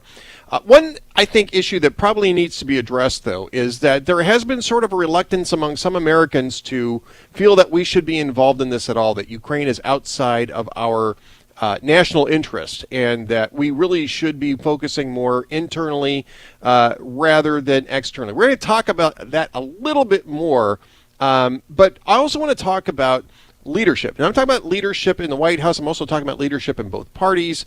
The nature of leadership matters on the world stage, and making that point last night was Mike Pompeo. He was talking with Sean Hannity about what the difference is between 2022 and, say, 2019, 2018, 2017 in terms of Vladimir Putin's ability to operate. Let's go to cut number one. Sean, it depends on the reaction of the West. This is not predetermined. It's not inevitable that this happened. Because of the good work that President Trump and our team did, it didn't happen on our watch. The only thing that's changed, Sean, Vladimir Putin didn't change. American leadership changed. And so you're right, whether it was Crimea or Abkhazia or the other places Putin has taken little chunks of sovereign nations, it'll continue to happen so long as the United States is on its back foot. And the sanctions I've seen so far, heck, one of the two banks they sanctioned, a bank called VEB, was already under sanctions, Sean. I promise you, Putin saw that, and what he reads in that is green light. These folks aren't going to take this seriously. And unfortunately, Sean, this impacts people at home. We're going to have higher gasoline prices because they've shut down our energy, and now Russia will make a fortune off of high gas prices. This is bad for Americans all across the country. President Biden needs to get back out in front of this, reestablish deterrence, and demand that our European partners do exactly the same thing. Let me not necessarily contradict Secretary Pompeo here, but maybe put a different emphasis on the second part of his argument. Actually, I think what the problem here was the our inability to keep oil prices low because of the energy policy of the Biden administration, and also not just the Biden administration, by the way, but also the energy policy of Germany, the energy policy throughout much of Europe has made them more reliable, first off, on imports of natural gas and oil, most of which now for Europe comes from Russia. That's the easiest route for them to get.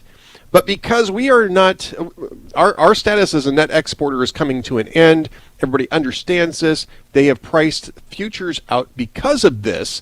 And so what has happened is that the price of a barrel of oil has gone up, I believe, more than double in the last couple of years. And this is at a point, by the way, where demand has actually been a little lower because of the pandemic. And the reason is because everybody understands that the Biden administration is going to restrict oil exploration, oil drilling, and oil production and refining here in the United States, which means we're going to stop exporting. And the price of oil is therefore going to be set by Russia and OPEC. And as a result, the future prices have gone way up. And for petrostates like Russia, that is a bounty. That is a whole avalanche of capital coming into their country, which gives them a lot more options if they want to start staging aggression. Wars are costly. They're very costly. This is something we've learned, right, over the last 20 years. Wars are costly. You're going to run up staggering bills, especially if you plan to occupy. And you just simply can't do that if you're Russia. If oil is at $35 a barrel, you might be making a profit, but it's not going to be much. And some of that money has to get funneled to the oligarchical support that you get that keeps you in power. Now with oil at, this morning it was over $100 a barrel, at least briefly. It's down to $99 a barrel. Russia's making a big profit on their exports. They're going to continue to make a big profit on their exports as long as we are allowing them to sell those exports on the open market. And that is where the higher gas prices here are going to come into play. What we need to do is have a strategic energy policy, not just a reactive energy policy. We're going to talk more about that in the next segment as well. I'm Ed Morrissey of HotAir.com from the ReliefFactor.com studios. We'll be right back.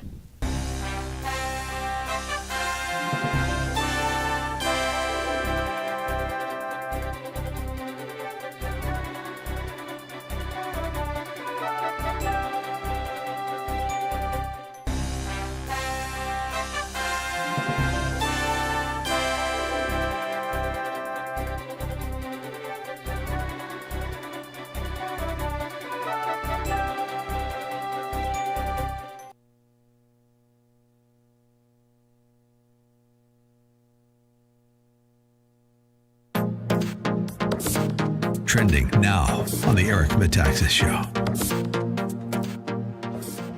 Was Sonia Sotomayor saying to them that there were 100,000 children in hospitals, many of them on ventilators? Eric, I went and looked up the data immediately. If you follow me on Instagram, you know that I've posted regularly the death rates of COVID-positive people and heart disease and cancer. There are only 119,000 people hospitalized for COVID in the nation as we sat there that day. So you're saying 100,000 of them were children when the data shows that only 5 children are hospitalized out of every 100,000 hospitalizations. There was maybe 6 kids in the hospital, none of them on ventilators that I could find. 6, 100,000. Who's counting? Hey, we're all about this is the all problem. about grace. We're all about grace, and bro. it's a whole consistent pattern, Eric, that they used to do kind of in the shade. They would make more implications than direct statements. They wouldn't campaign on things that were factually false. The left has lost its rooting, its mooring, anything that's holding it, But how many tethering it to people reality. do we know in the evangelical church who do not give a damn about this? They absolutely don't seem to understand that when leaders lie, when they do these kinds of things, it hurts people. It usually hurts poor people the most. And we have many in the evangelical church who have absolutely turned a blind eye. Again, this rises to levels unprecedented in American life. I mean, it's one thing to say we have differences. This is a level of political theater, of lying and grandstanding that is so pernicious to the fabric of the republic. Keep up with what's trending. Subscribe today at rumble.com. Tesla was a genius. His most amazing discoveries thought to be written in a lost journal. Now, in the right hands, it could revolutionize the 21st century, but in the wrong hands,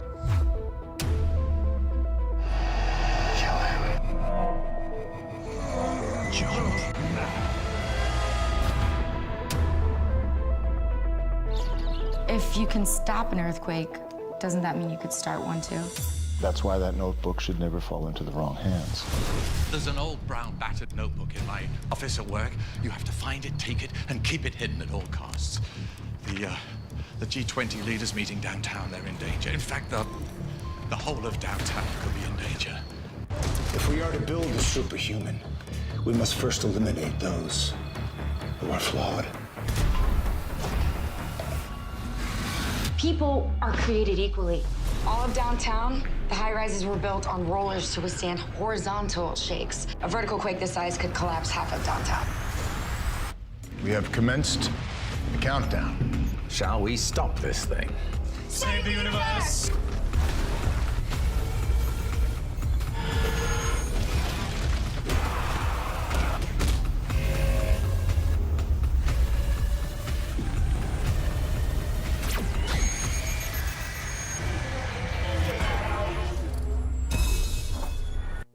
I grew up poor, which is even worse than being poor. We would have sandwiches with no meat. My American dream entailed working hard and making $20,000 a year.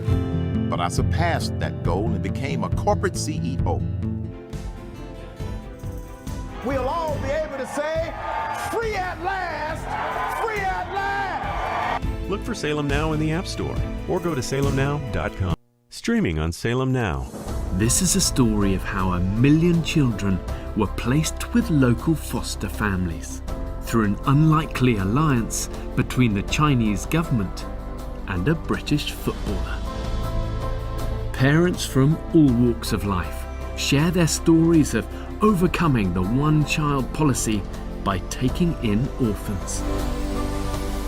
With unprecedented access across the country, this is a unique insight into the lives of the 90s orphans now driving the 21st century's fastest growing economy. This story needs to be told across the world. At a time where there's so much negativity and cynicism, here's proof that a single leap of faith can change the world. Look for Salem Now in the App Store or go to salemnow.com.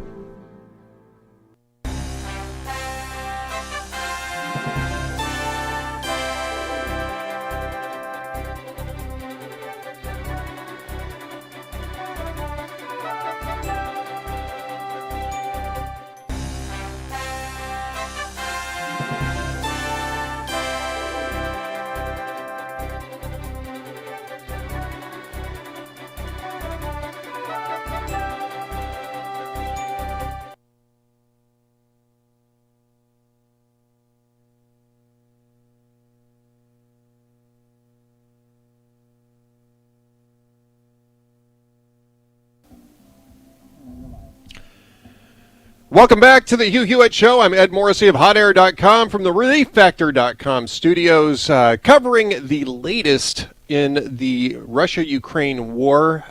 This is, if you're just tuning into the show, the war started last night. Russia is invading on multiple fronts. It looks like there are attacks across the entirety of Ukraine now.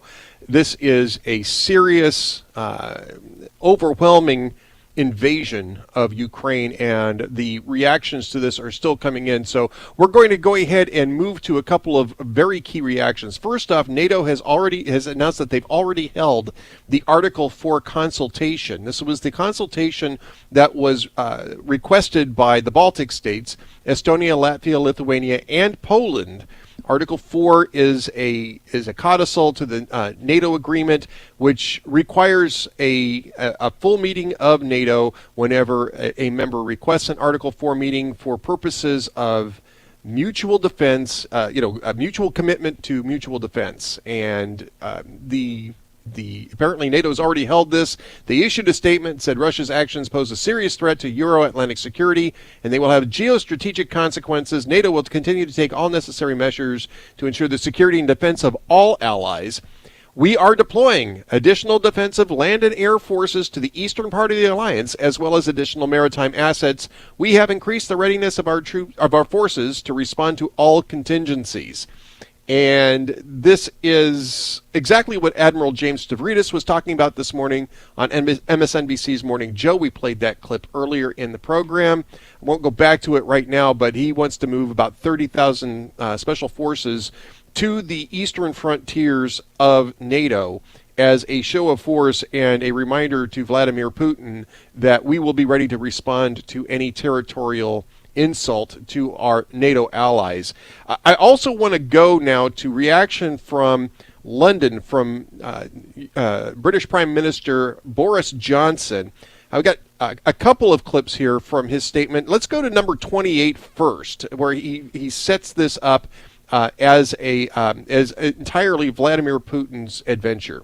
Shortly after 4 o'clock this morning, I spoke to President Zelensky of Ukraine to offer the continued support of the UK, because our worst fears have now come true and all our warnings have proved tragically accurate.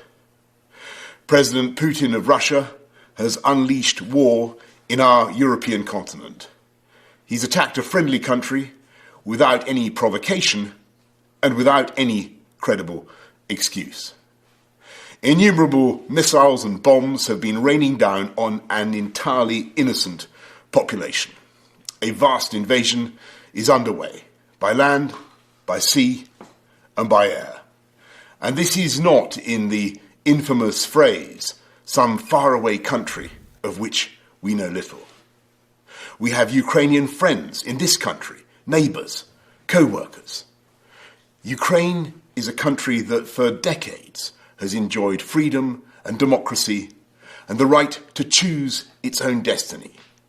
We and the world cannot allow that freedom just to be snuffed out.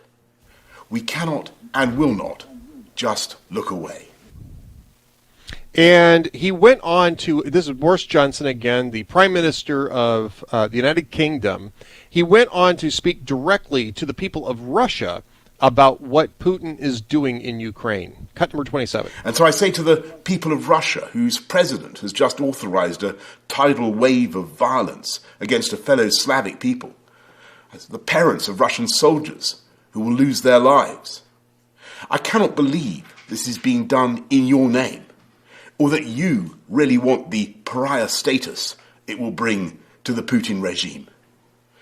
And I say to the Ukrainians in this moment of agony, we are with you. We're praying for you and your families, and we are on your side. And if the months ahead are grim and the flame of freedom burns low, I know that it will blaze bright again in Ukraine, because for all his bombs and tanks and missiles, I don't believe that the Russian dictator will ever subdue the national feeling of the Ukrainians and their passionate belief that their country should be free. And this is, again, getting back to something that I mentioned earlier, which is the costs of an occupation of those portions of Ukraine that weren't already occupied by Russian forces, where ethnic Russians outnumber ethnic Ukrainians, is going to be sky high and continuous. This is certainly the Russian tanks can roll through Ukraine. They're already starting to do this. But they have to stop at some point, and Ukrainian people are not going to simply allow Russia to just simply reinvest their country. They're going to fight back. And if they can't fight them militarily, they'll fight a partisan fight for years and years and years. And Putin will have put his country right back in the same spot it was in Afghanistan, where you had an indigenous partisan warfare campaign that was going on for years that kept degrading the Russian military and kept sucking capital out of the Russian government, capital which it could ill afford to lose on that type of adventure with no real end game, with no real benefit. I mean, Ukraine doesn't actually, if you take a look at the map, Ukraine doesn't really get Putin much. It's certainly in terms of mineral wealth and farmland. Yeah, I mean, certainly there's that, but it's hard to use those types of resources when you're in the middle of a partisan war.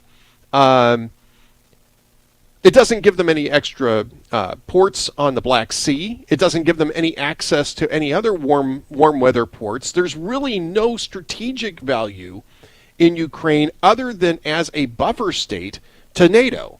Now, that is not an insignificant consideration, but by invading Ukraine, what Putin is doing is he's reaffirming the necessity of NATO to other Eastern European nations, which he might have been able to peel away eventually simply by negotiations, simply by trade. Now you got to ask yourself: is Finland going to stay out of NATO? Finland was already making noises about joining NATO based on Putin's other aggression. James Stavridis said this today, is that if I'm waking up in Europe and I am outside the NATO umbrella, my first thought is, how quickly can I get inside the NATO umbrella? Sweden doesn't have a shared border with Russia, but they're close enough to where Sweden might actually think about joining NATO at this point in time, because a militarized, expansionist, aggressive Russia is a existential threat to the other countries surrounding it on the map. And that includes the Baltic states, that definitely includes Finland, with whom the Russians have fought wars before with very bad outcomes for Russia. And I'm sure the Finns think that they can handle it again, but they might really want to think about joining NATO, which means that in the end, what the end result of this would be more NATO around a Russian border than existed prior to this invasion of Ukraine.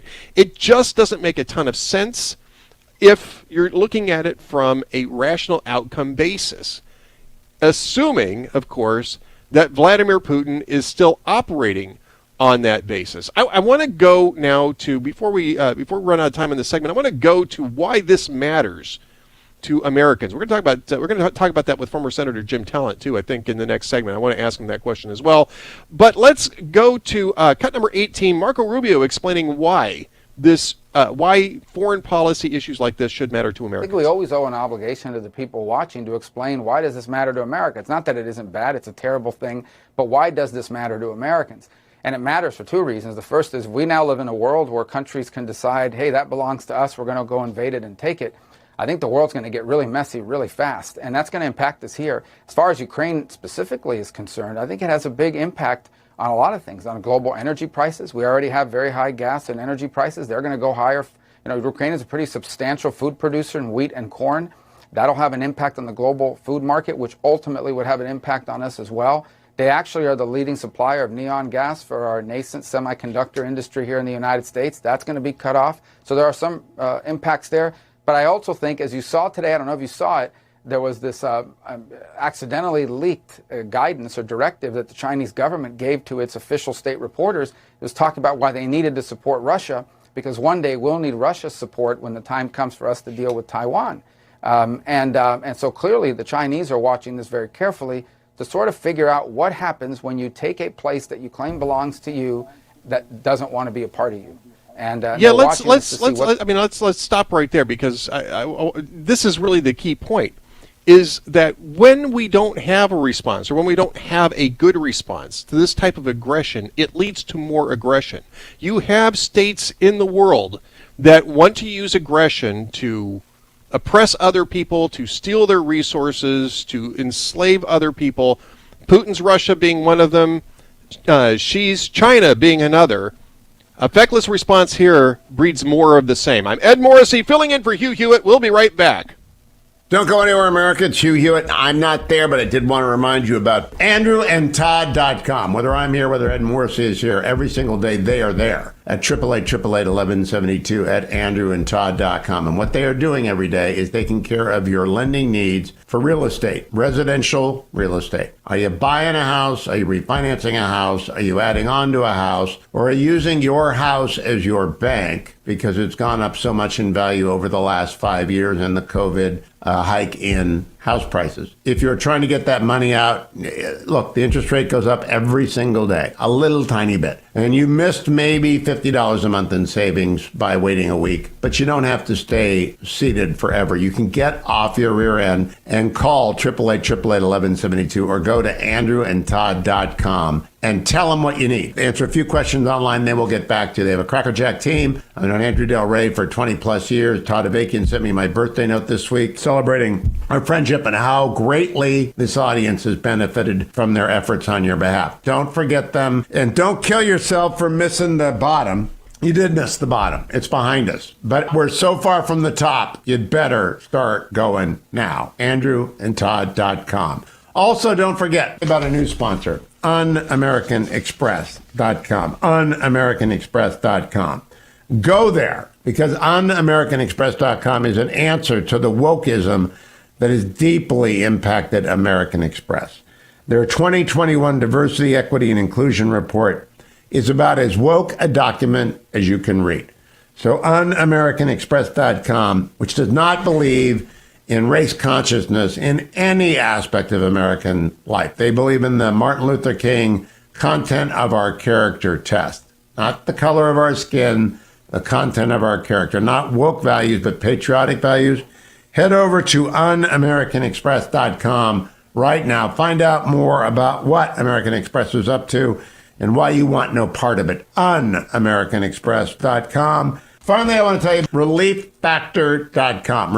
relieffactor.com. Whether I'm here on a plane to Florida, whether it's Ed Morrissey or Kurt Schlichter, whoever's here, they always tell you about our great sponsor, relieffactor.com, because tens of thousands of you just need me. You know, the average time spent listening about 30 minutes. Some of you are 3-hour listeners. That's great. Most of you are on a commute. And so I've got to get you at the beginning or the end of the commute if you don't put the relieffactor.com in your car, and remind you, take it today. Take it every day. You will feel better. Icarian, curcumin, resveratrol, and omega work together as nature's anti-inflammatories to ease the minor aches and pains that come with getting old or getting on the airport and putting luggage in the overhead bin, the thing I least like to do when traveling. Nevertheless, got to be done. You got to do it if you're traveling today. You got a long commute, whatever you're doing. Remember, relieffactor.com will work for you. Come right back for more Ed Morrissey.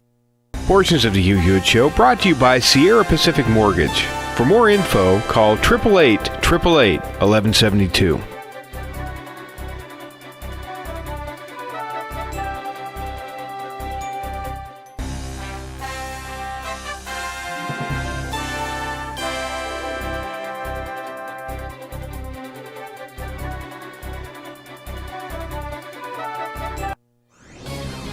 This is Hugh Hewitt for townhall.com.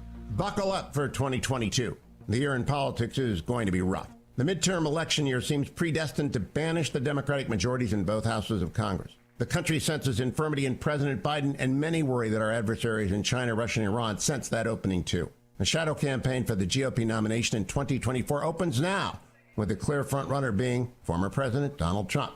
The ranks of the top tier among possible GOP presidential nominees in alphabetical order starts with two senators, Arkansas's Tom Cotton and Ted Cruz of Texas. Then we have the populist Florida Governor Ron DeSantis, the former Secretary of State Mike Pompeo, and South Carolina Senator Tim Scott. If the world grows even darker in the days to come, Cotton and Pompeo, two former soldiers, start with some advantages. It's possible one or more will run whether or not the former president does. My bet, with 3 years to go, is that Trump runs, and runs hard. Buckle up.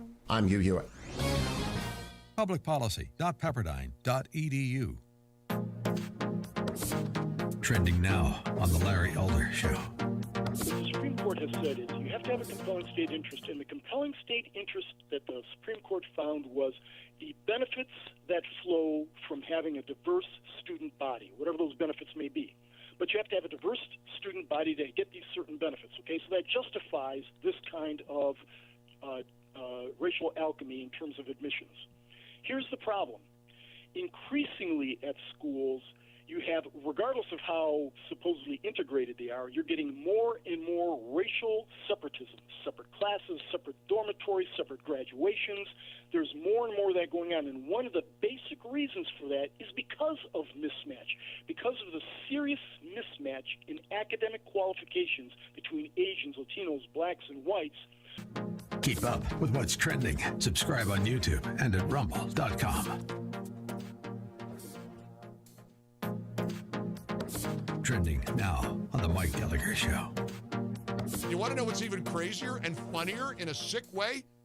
There's a security guard right there. The shoplifter, the looter, walks right by the security guard who isn't doing anything. He's got a jacket on with the big security on the back of his coat, and he stands there and watches the guy. The guy literally brushes right by the security guard. The security guard, what are they paying the security guard for? Just to stand there? Why don't we just put mannequins up? Keep up with what's trending. Subscribe on YouTube and at rumble.com.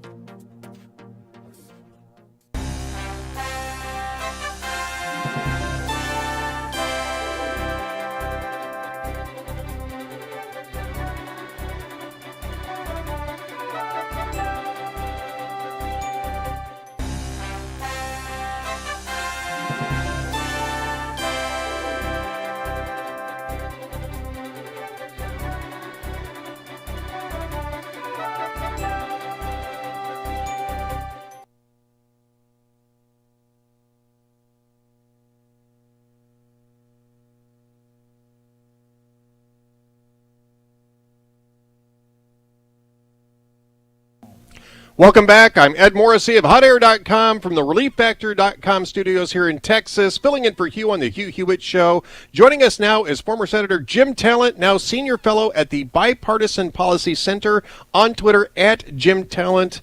Senator Talent, welcome back. Thank you, Ed. We have an interesting situation this morning, don't we? We certainly do. The latest news I saw is that they've confirmed a breakthrough in Russian breakthrough north of Kyiv. So obviously Russian forces coming in from Belarus, which is the shortest route to Kyiv, goes through the Chernobyl area, which should be very interesting to see the effects of that. What are our next steps here? I mean, we tried to do this sort of incremental approach to sanctions, I guess in the hope of offering Vladimir Putin some off-ramps. That clearly didn't deter him from a massive invasion today. What do we do next? Well, first of all, we have learned that economic power does not deter kinetic aggression. Right. We've also learned that aggressors may be willing to launch a mechanized invasion, even if everybody in the West really doesn't want them to. So hopefully we have learned that lesson, at least for the time being.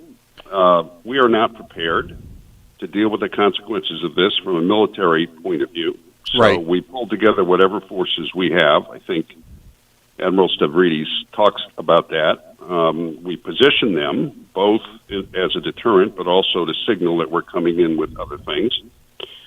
We begin producing energy in this country to reduce his leverage. We hit him with every sanction we've got, and the president should scrap his 2023 defense budget submission and ask for an increase in the defense budget that's 5% above the rate of inflation, which would be probably about 13%? 13% increase? Yeah, well, 10 to 12%, which would move us up in the $850 billion range. We can stop the bleeding in the Army. The Army's had pretty flat budgets the last couple of years, and then when you add inflation to that, it's had to cancel modernization programs. It's too small. We don't have much heavy armor in Eastern Europe. We have one heavy armor brigade we can pull together. It's about 5,000 men, 150 tanks, and another we pre-positioned equipment. They're moving those people in there, and they're moving light infantry and airborne in there. So we're now where we've often been in the past, because we just assumed that we could weaken our defenses and nobody would do anything about it, and they did. And we're going to be in the same position in Taiwan if we don't do anything in the next couple of years. You know, Senator Talent, talk about this being a lesson learned about aggression. Why wasn't this lesson learned in 2008? I mean, you had a nearly identical set of circumstances, right? You had Russian invades Georgia. They peel off South Ossetia and Abkhazia as so-called independent states. They're still there. Now, they rolled back out of Georgia. Maybe Putin will roll back out of the rest of Ukraine, although it certainly doesn't look like that type of operation at the moment. But why didn't we know this already after the 2008 invasion of Georgia? Well, Bob Gates, the former Secretary of Defense, said a few years ago, we have a perfect record of predicting the next, the next invasion or the next war. He said, we've never been right.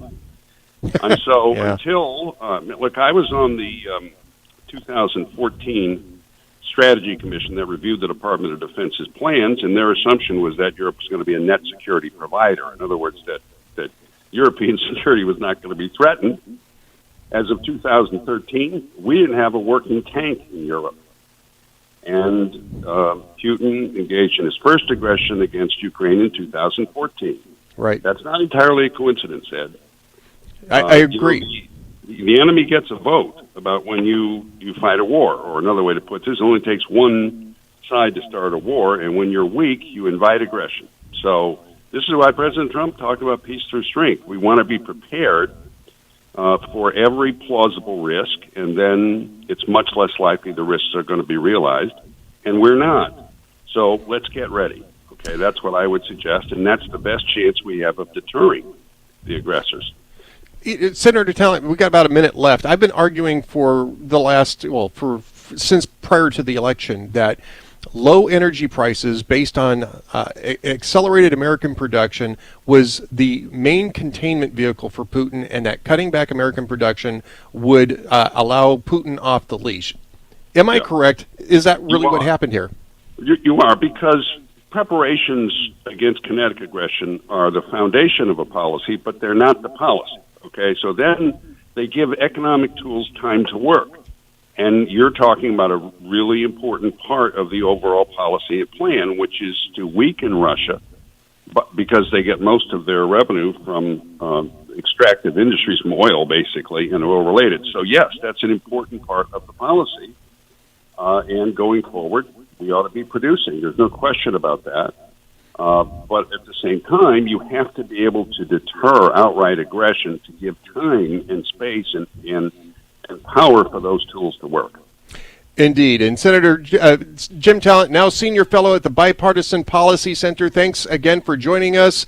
When we come back, we're going to have more analysis of this. Josh Rogin from the Washington Post, Josh Kraushaar from the National Journal will be joining us in the next hour, so please stay tuned. I'm Ed Morrissey of HotAir.com, filling in for Hugh Hewitt. We'll be right back. Portions of the Hugh Hewitt Show are brought to you in part by Key City Capital.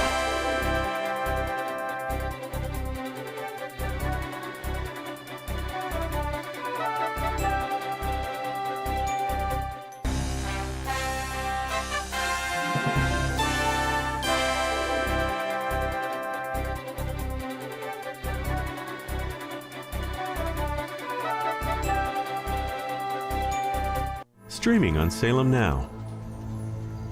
You called your son, and you personally promised him you would be here. Lucas, I don't know how to help you!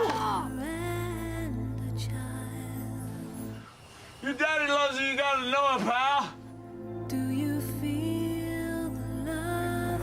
Prayer is a powerful thing, Ethan. It really does work, if you believe. What reason does he have to care about some guy who's supposed to be his dad, but he's never around? I can't do it. I can't. I'm not ready for this, man. I'm done with you. We all deserve a second chance. Right, Ethan?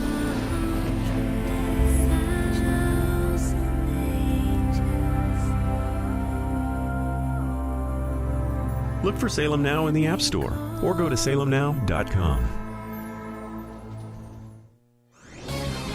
This is Carol Platt-Liebau for townhall.com.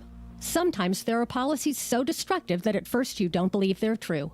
Joe Biden is currently defending one, his plan to award $450,000 to migrants separated from their families after entering the U.S. illegally. Children of deceased U.S. soldiers are separated from their parents permanently. They don't receive this kind of money. And migrants who enter the U.S. legally certainly don't get this kind of payout. The really big jackpot, it seems, is being reserved for the lawbreakers. There are some obvious truths here. First, behavior that's subsidized gets repeated. Joe Biden is effectively inviting many more illegal immigrants to breach America's open borders. Second, he's betting over time the payoffs will benefit his party in political terms. Meanwhile, the vast majority of Americans watch in shock and dismay as our president, the country's chief law enforcement officer, brazenly rewards lawbreaking, a clear violation of his oath to defend our nation's laws.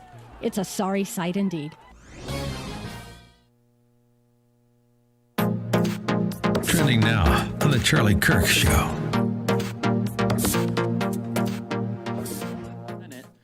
It seems like the Democrats tried their best to try to eliminate the filibuster, and it failed. What are your thoughts on that? Well, thankfully, it did fail. Republicans stood united against that, as we have been from the very beginning, and Kyrsten Sinema and Joe Manchin also stood with us in preserving the rules and the customs of the Senate. These rules and customs go back more than 200 years, Charlie. They are directly downstream from where our founders created a Senate in the first place, to provide the sober second thought against radical sweeping change to our country. It's pretty amazing that 48 out of 50 Democrats were willing to blow up the filibuster. They were willing to break the rules to change the rules. And Charlie, that would have just been the first step towards redistributing political power in this country. The Democrats' next stop probably would have been to make Washington, D.C. a state, our federal city that is by far the most liberal jurisdiction in America. So the Democrats could get 2 more Democratic senators in perpetuity. The next stop would have been to pack our federal courts, to include the Supreme Court, to stop the courts from overturning any of these unconstitutional actions. This entire effort, Charlie, was not about just altering this or that public policy. It was about forever changing the structure of political power in our country. You sometimes heard the argument that, well, the Democrats shouldn't do this because the shoe was on the other foot. Their entire goal was to make sure, Charlie, that the shoe would never be on the other foot. So it was a critical day in the history of our country and the history of the Senate as an institution. And I'm glad we stopped these radicals. That's why we have to turn them out of power in November. Keep up with what's trending. Subscribe on YouTube and at rumble.com. Trending now on the Dennis Prager Show. This really is a Leninist strategy. Lenin's old saying that the capitalists will sell us the rope by which we will hang them is what China's doing. The Soviets couldn't do it for a couple reasons. Number one, they didn't have the money. They didn't have a whole lot of rubles to throw around, and people in the West didn't want them. But number two, there was a lot bigger sense of social cohesion during the Cold War. The notion, if you're a corporate executive during the Cold War, that you would be playing footsies with the Kremlin was outrageous. And yet in the case of China, the human rights situation, the challenge to American national security is every bit as great. I would argue perhaps even greater than it was in the Cold War era. But Wall Street, Silicon Valley, they are all happy to not only do deals with them, but do deals with them that benefit the Chinese military and intelligence state, and they don't seem to particularly care that they do. Well, there was stigma in helping the Soviets. There's no stigma in helping the Chinese communists. That's right. And I think that, part of that is there's been this naivete for decades that if we just gave China money, we gave them access to our technology, they were going to buy our blue jeans, they were going to watch some of our movies, they would become just like us. What's really happened when you look at issues like censorship by big tech in the United States, when you look at some of the other things that are going on, it's not that China's become more like us. We've actually become more like China. And that experiment has to fade away. And the problem is not only were our elites wrong in their prescription of that policy, but that policy made them rich. And they do not want to now give up those relationships with Beijing because it means the money's going to stop flowing. Keep up with what's trending. Subscribe on YouTube and at rumble.com. Streaming on Salem Now.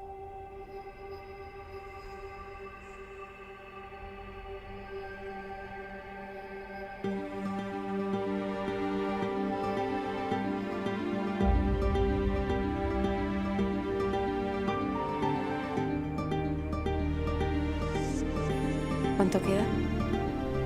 No queda nada. Que lo siento mucho. That's the only time you can come to Christ, when the Spirit of God calls you to the cross. Don't you hesitate. Have you ever thought of going to seminary? Madre, Padre, ¿quién está listo para ser transformado por el poder de su palabra?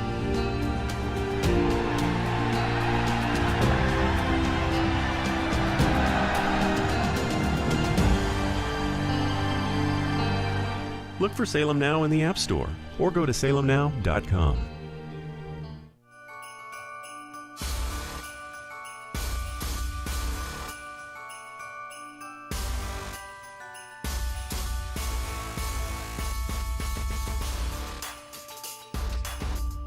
Look for Salem Now in the App Store or go to salemnow.com. Streaming on Salem Now. The Democratic Party somehow has convinced black people that they're the good guys. Never mind the skanky history of the Democratic Party. That was a party of slavery. He said, listen, I gotta give these niggas enough. Not too much, but enough that I have them voting Democrat for the next 200 years. The race grievance industry would have you believe that blacks get up and think about nothing else except race. If I tell you this is racist, yeah, I would get you emotional. There is a whole big cottage industry for racism. If racism went away, a lot of people would be unemployed. The mob during the Minneapolis riots following the death of George Floyd. A bunch of white thugs, frankly, burning down the city's traditional black and Asian business district. They're racist, racist, racist, racist, racist. Everything's racist. It's the devil! Look for Salem Now in the App Store or go to salemnow.com.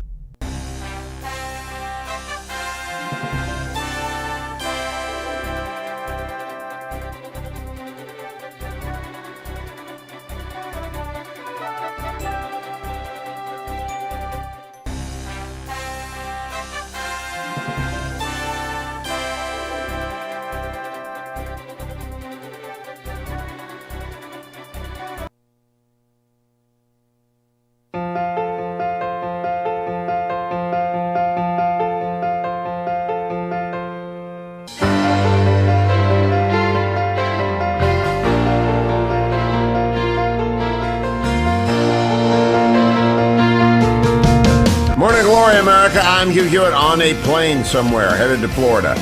In my place, the one and only Ed Morrissey from the free state of Texas, broadcasting you sweet reason, no longer burdened by Minnesota's ice and cold. Thank you, Ed, for coming in, and take it away.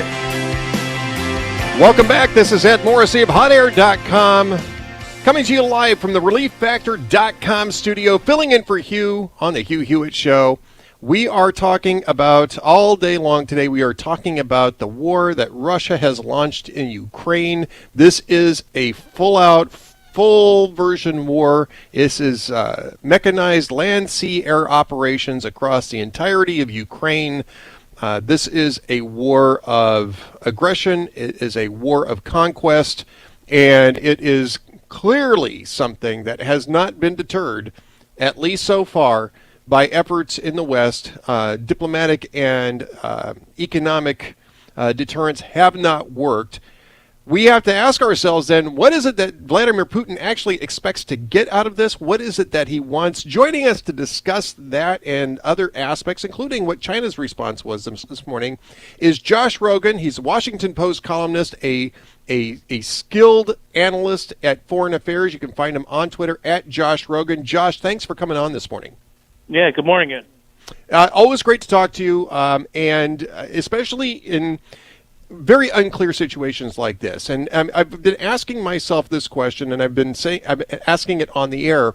What is it that Vladimir Putin thinks he's going to gain above the costs that are going to come from a full-scale invasion? And at least he seems to be saying an occupation of Ukraine, and maybe even a full annexation of Ukraine back into Russia. I mean, these are the types of things that he's hinting at. This is not a low-cost operation. He has to see some benefit on the other side of this. What do you think that is?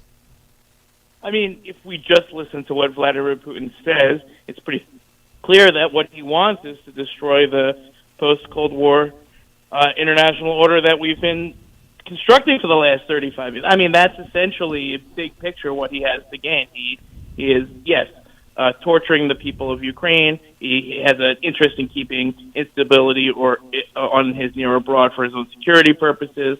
There's energy reasons. There's financial reasons. Mostly he's doing it to screw with the entire world and to reassert Russia's place as the country that's screwing with the entire world. And that's exactly what he's done. And that's sort of why I think, for the last few months, and I've been trying to say this as much as possible, that our policy has been totally screwed up because it's all focused on trying to get inside some sort of calculation about oligarchs and banking regulations and all this other Nord Stream 2 pipeline, as if any of those things is on any level near the idea that Vladimir Putin keeps telling us. If someone shows you who they are, just believe them.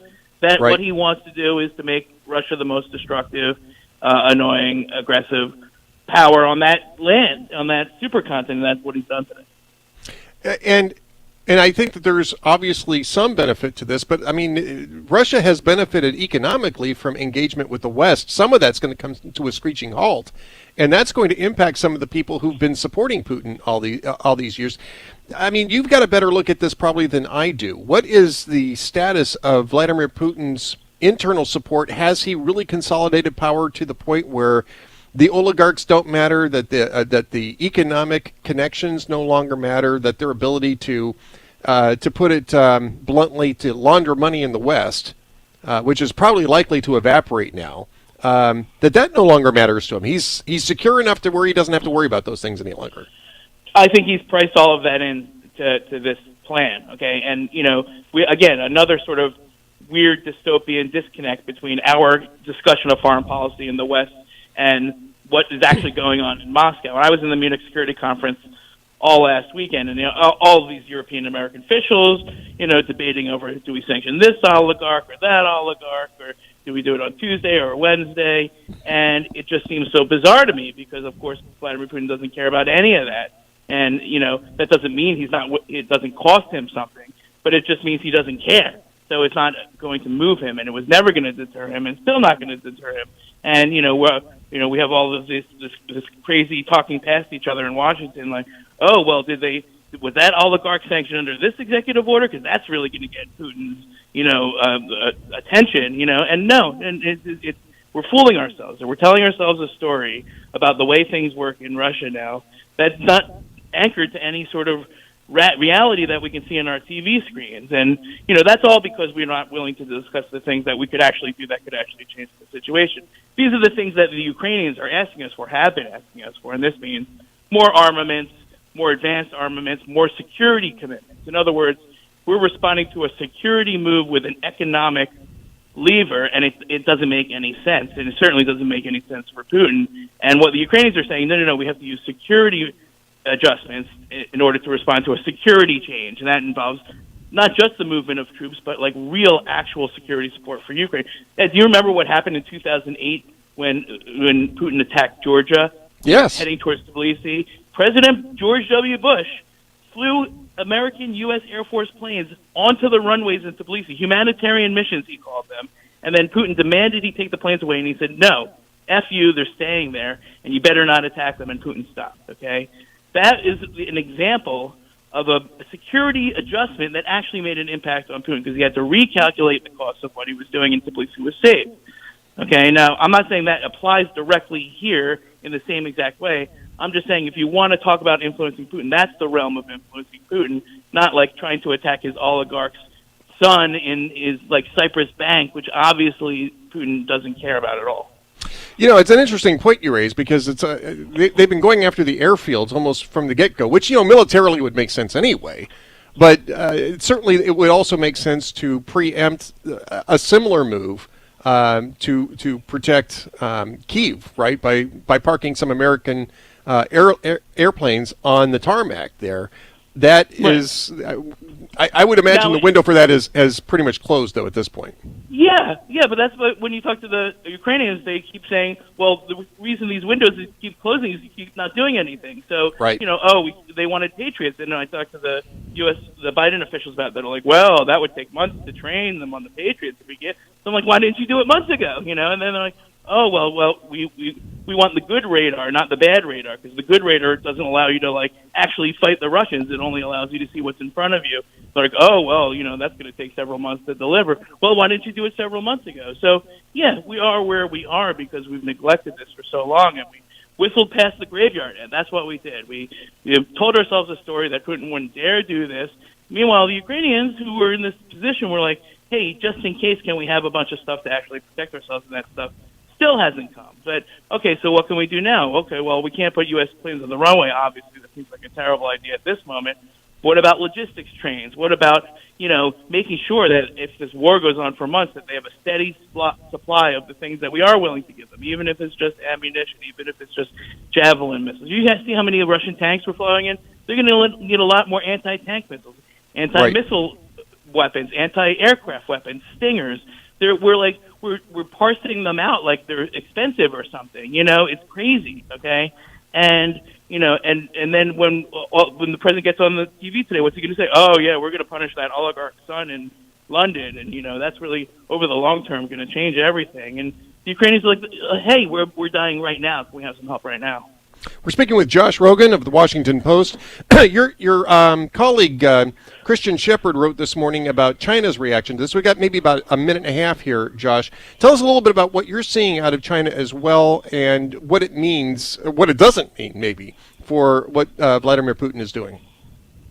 Right. Well, the Chinese government's reaction has been all over the map, to be clear. Okay, they're for Ukraine's sovereignty, but they're for Russia's grievances, and they're also for diplomacy, but they're also supporting the idea of the invasion. So it doesn't make any sense on its face. And that's where Chinese foreign policy is right now, okay? It's essentially a set of, lies and strongmen. And I don't say that lightly. If they want to have a foreign policy that's based on sovereignty and territorial integrity, then they would stand up to the invasion of Ukraine, and they're not doing it. And when they look at Taiwan, they don't see Ukraine because they don't think of Taiwan as another country. They think of it as their territory. But it's not exact parallel. So this has torn the Chinese up in knots. They don't really know what to do, but in their flailing, what we've learned is that what they say is not what they mean, and that in the end, all of their principles will fold when they're put to a choice between supporting their thuggish ally, Vladimir Putin, which is essentially where they've fallen down. Well, and this is exactly where it's at. Now, this is not something that China is going to get involved in. Clearly, they're basically staying out of this. We're going to be continuing to watch for more developments on this. Josh Rogin, I know that you're going to be looking at this long and hard over the next several days. We're going to look forward to what you're writing at the Washington Post on it. Thank you so much for joining us. When we come back, we'll talk more about what's going on in the United States, about responses to this, as Josh said, mostly not effective. I'm Ed Morrissey from filling in for Hugh Hewitt. We'll be right back. Portions of the Hugh Hewitt Show brought to you by Sierra Pacific Mortgage. For more info, call 888-888-1172.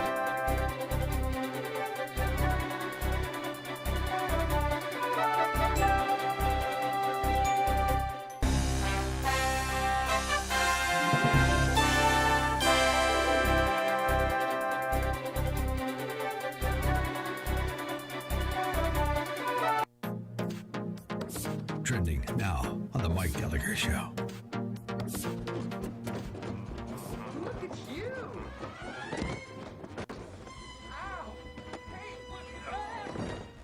I wasn't ready for that.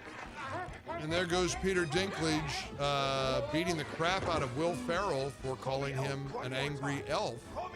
I mean, listen, he's certainly not an elf, but he's an angry guy. You know, I hate to put everything in a political perspective here, but isn't it true? And I assume Peter Dinklage is no conservative. He's woke. He wants to cancel Snow White and the Seven Dwarfs. Why do they always want to cancel everything? You know, they want to cancel everything. What do conservatives believe in? We are for things. Biden's always saying, "Why are Republicans for? Not for anything." Yes, we're for everything. We're for people. We're for people's right to make decisions about their health. We're for movies. We're for different views on the airwaves. We're not for people being canceled or movies being canceled or things being canceled. We're for things. And your side, Biden, is against everything. You're against Snow White and the Seven Dwarfs. Oh, I mean, Disney obviously taking it seriously because they're redoing the whole movie, I guess. Seriously, what do you portray them as children? Should child actors play the Seven Dwarfs? You're going to get little Billy or Susie, who's about 9? The Seven Dwarfs in Snow White aren't children. Grumpy isn't a kid. I mean, in fact, that would be a great, if they're casting people, maybe Peter Dinklage can play Grumpy. Because he'd fit right in. Keep up with what's trending. Subscribe on YouTube and at rumble.com.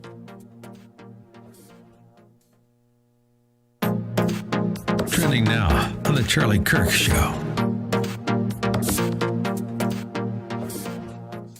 So I think in their strategy meeting, they said, okay, people say that Joe Biden's mental decline is impacting his ability to govern. Let's shoot Joe up with whatever sort of kind of adrenaline that is necessary and deploy him out there. I think the point was to try to show that Joe Biden was going to go over the top long, to try to win kudos and praise from the establishment media. This is his first press conference I think he's done in quite some time. Some people said it was his first ever press conference as president. Second? Okay. That was his second press conference. Trump used to do these almost daily. He did them for fun. And I will say, for reasons that we can speculate, the media was pretty critical. They were direct, precise. Now, nowhere even in the ecosystem, nowhere even in the atmosphere of questions towards Donald Trump. And I agree with my friend Tucker Carlson. The press conference was totally weird. It was a strange deal.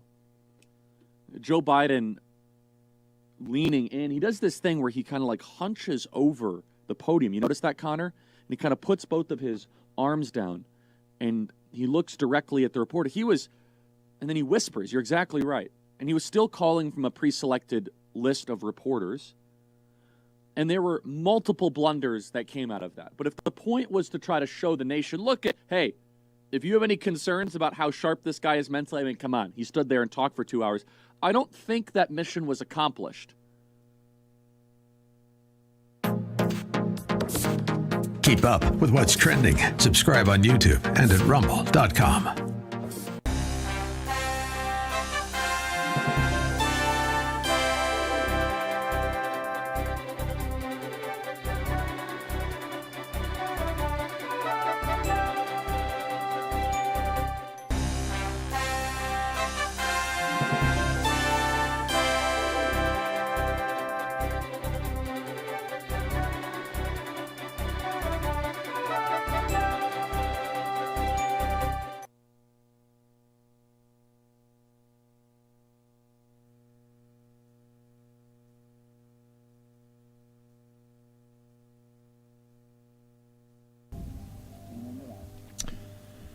Welcome back. This is Ed Morrissey of HotAir.com from Texas's ReliefFactor.com studios, filling in for Hugh on the Hugh Hewitt Show today, talking about the war in Ukraine. All 3 hours. Just got done speaking with Josh Rogin of the Washington Post. We'll be talking with Josh Kraushaar of National Journal in the next segment about Washington's response to this.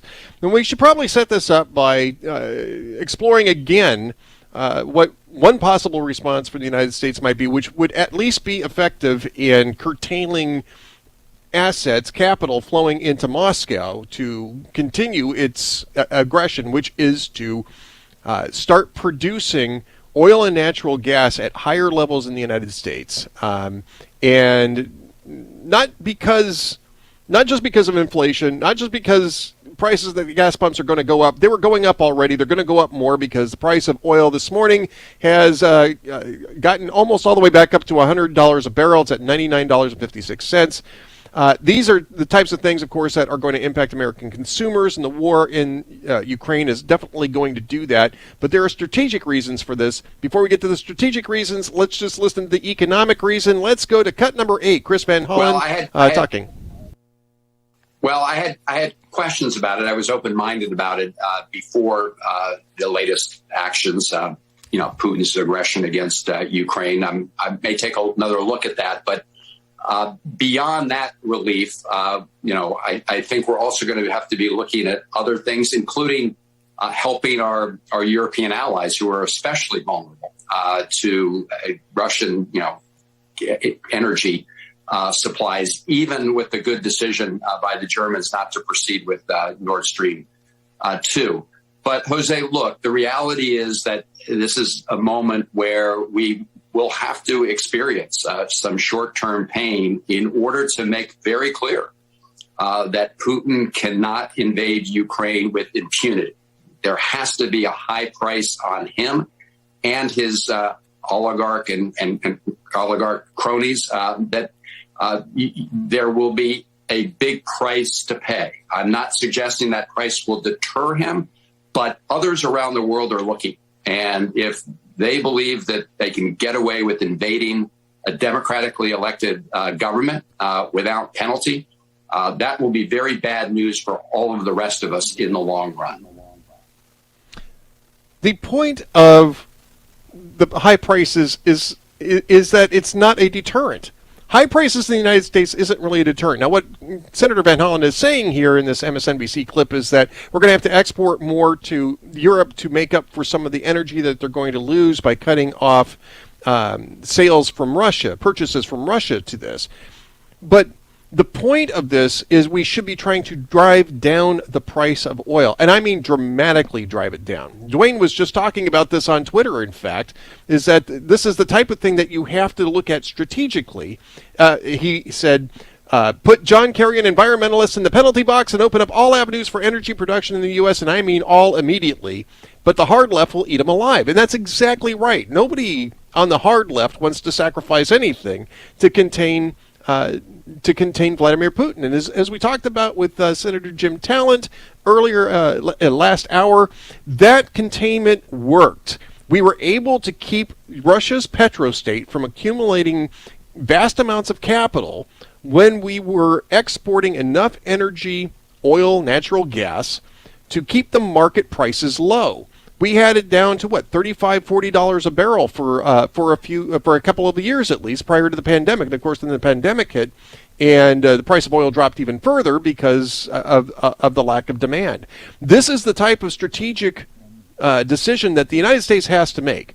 it is more important to keep Vladimir Putin's money supply constricted than it is to make environmentalists happy by cutting off oil production and curtailing oil production and oil use, fossil fuel use in the United States. We need to rapidly expand the production. We need to rapidly expand export. We need to drive that price down in order to starve Putin's Russia. Now, that isn't a deterrent.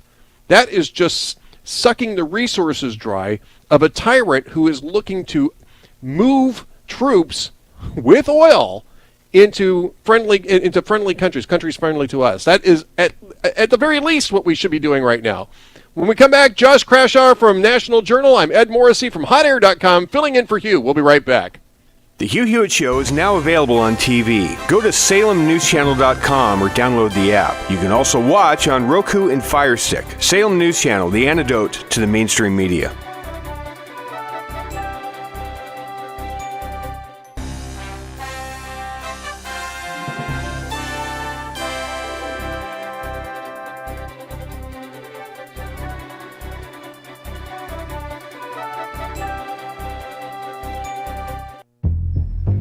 Powerful organs of the state are not merely corrupt, but that they've been weaponized to go after perceived domestic enemies.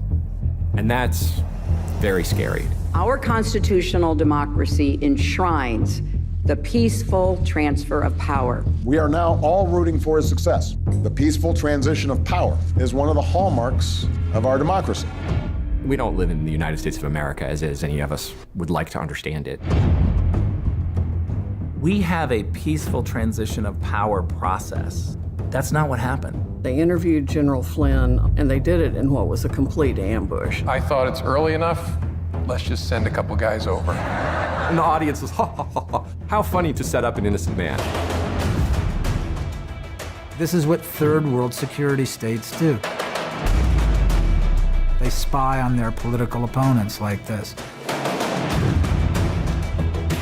This is part of a concerted Russian influence operation. Russian interference. They colluded. They were in on it.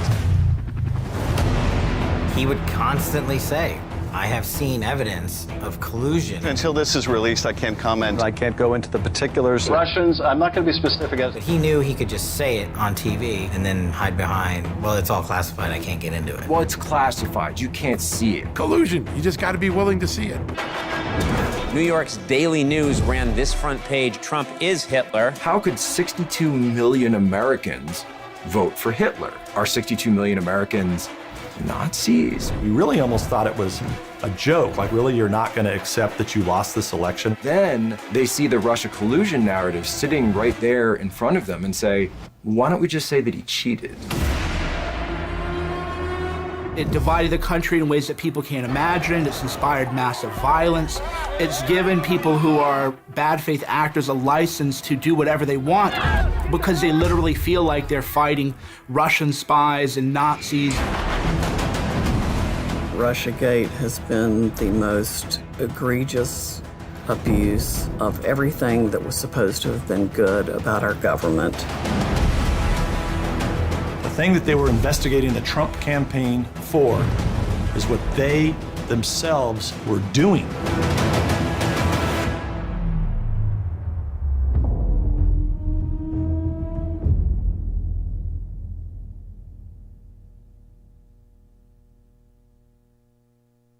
Trending now on the Dennis Prager Show. Operations, you find that they have this concept that loosely translated English means big help with a little bad mouth. And basically what that means is they're willing to allow people they do deals with in Congress, the Biden family, on Capitol Hill, Wall Street.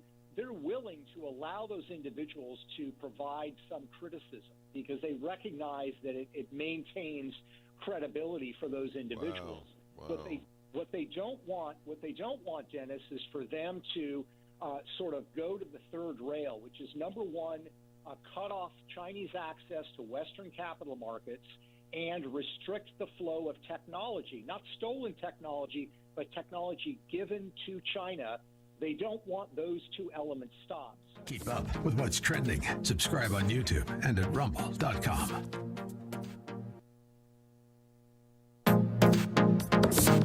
Trending now on the Eric Metaxas Show. Was Sonia Sotomayor saying to them that there were 100,000 children in hospitals, many of them on ventilators? Eric, I went and looked up the data immediately. If you follow me on Instagram, you know that I've posted regularly the death rates of COVID-positive people and heart disease and cancer. There are only 119,000 people hospitalized for COVID in the nation as we sat there that day. So you're saying 100,000 of them were children when the data shows that only 5 children are hospitalized out of every 100,000 hospitalizations. There was maybe 6 kids in the hospital, none of them on ventilators that I could find. 100,000. Who's counting? Hey, we're all about this is the we're all problem. about grace. We're all about grace, and bro. it's a whole consistent pattern, Eric, that they used to do kind of in the shade. They would make more implications than direct statements. They wouldn't campaign on things that were factually false. The left has lost its rooting, its mooring, anything that's holding it. But how many people do we know in the evangelical? It usually hurts poor people the most, and this is a level of political theater, of lying and grandstanding that is so pernicious to the fabric of the republic. Keep up with what's trending. Subscribe today at rumble.com.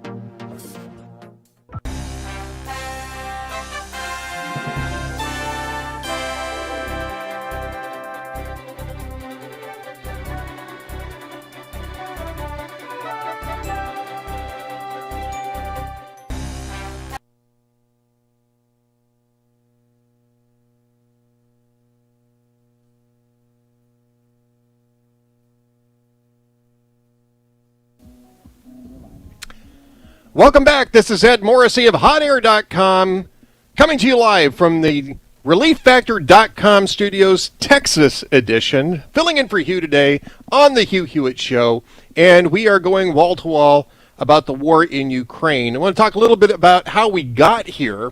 American policy on Russia has been feckless for many years, and there, across presidencies of both parties, Vladimir Putin's territorial ambitions have been consistently underestimated. As Josh Rogin said earlier this hour, this is something that we haven't had the right context for what it is that Vladimir Putin's ambitions actually are. And this is a wake-up call that has actually happened more than once. And it happened in 2008 in Georgia when the scales fell off the eyes of George W. Bush, who thought that Putin was a rational partner for a constructive engagement between Russia and the West. It happened in 2014.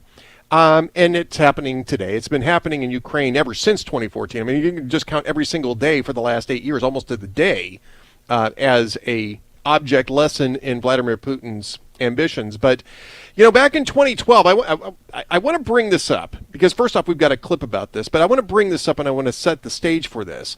In the 2012 presidential election, the subject of Russia came up because earlier in the year, it came up in a presidential debate, actually. Earlier in the year, Mitt Romney had said that Russia was our number one geopolitical foe. They were the greatest danger, and Mitt Romney was excoriated over this. Barack Obama ridiculed him, saying the 80s called, they want their foreign policy back. Actually, we have Josh Kraushaar on the line, so let's bring in Josh because I want to find out what's going on in Washington, D.C. now that the scales apparently have fallen off some eyes there as well. Josh Kraushaar, National Journal, welcome back to the show. Hey, Ed, good to be with you. Well, Josh, it's great to talk to you today, and you know we've been talking a lot about the various reactions here abroad. You know, Boris Johnson had a good speech this morning. Jens Stoltenberg, NATO. You've got declarations from Turkey, surprisingly calling Russia's actions unlawful and unjust. Unlawful and unjust, and so. What's going on in Washington? What are you seeing there in terms of what the response is going to be inside the Beltway from members of both parties in the administration?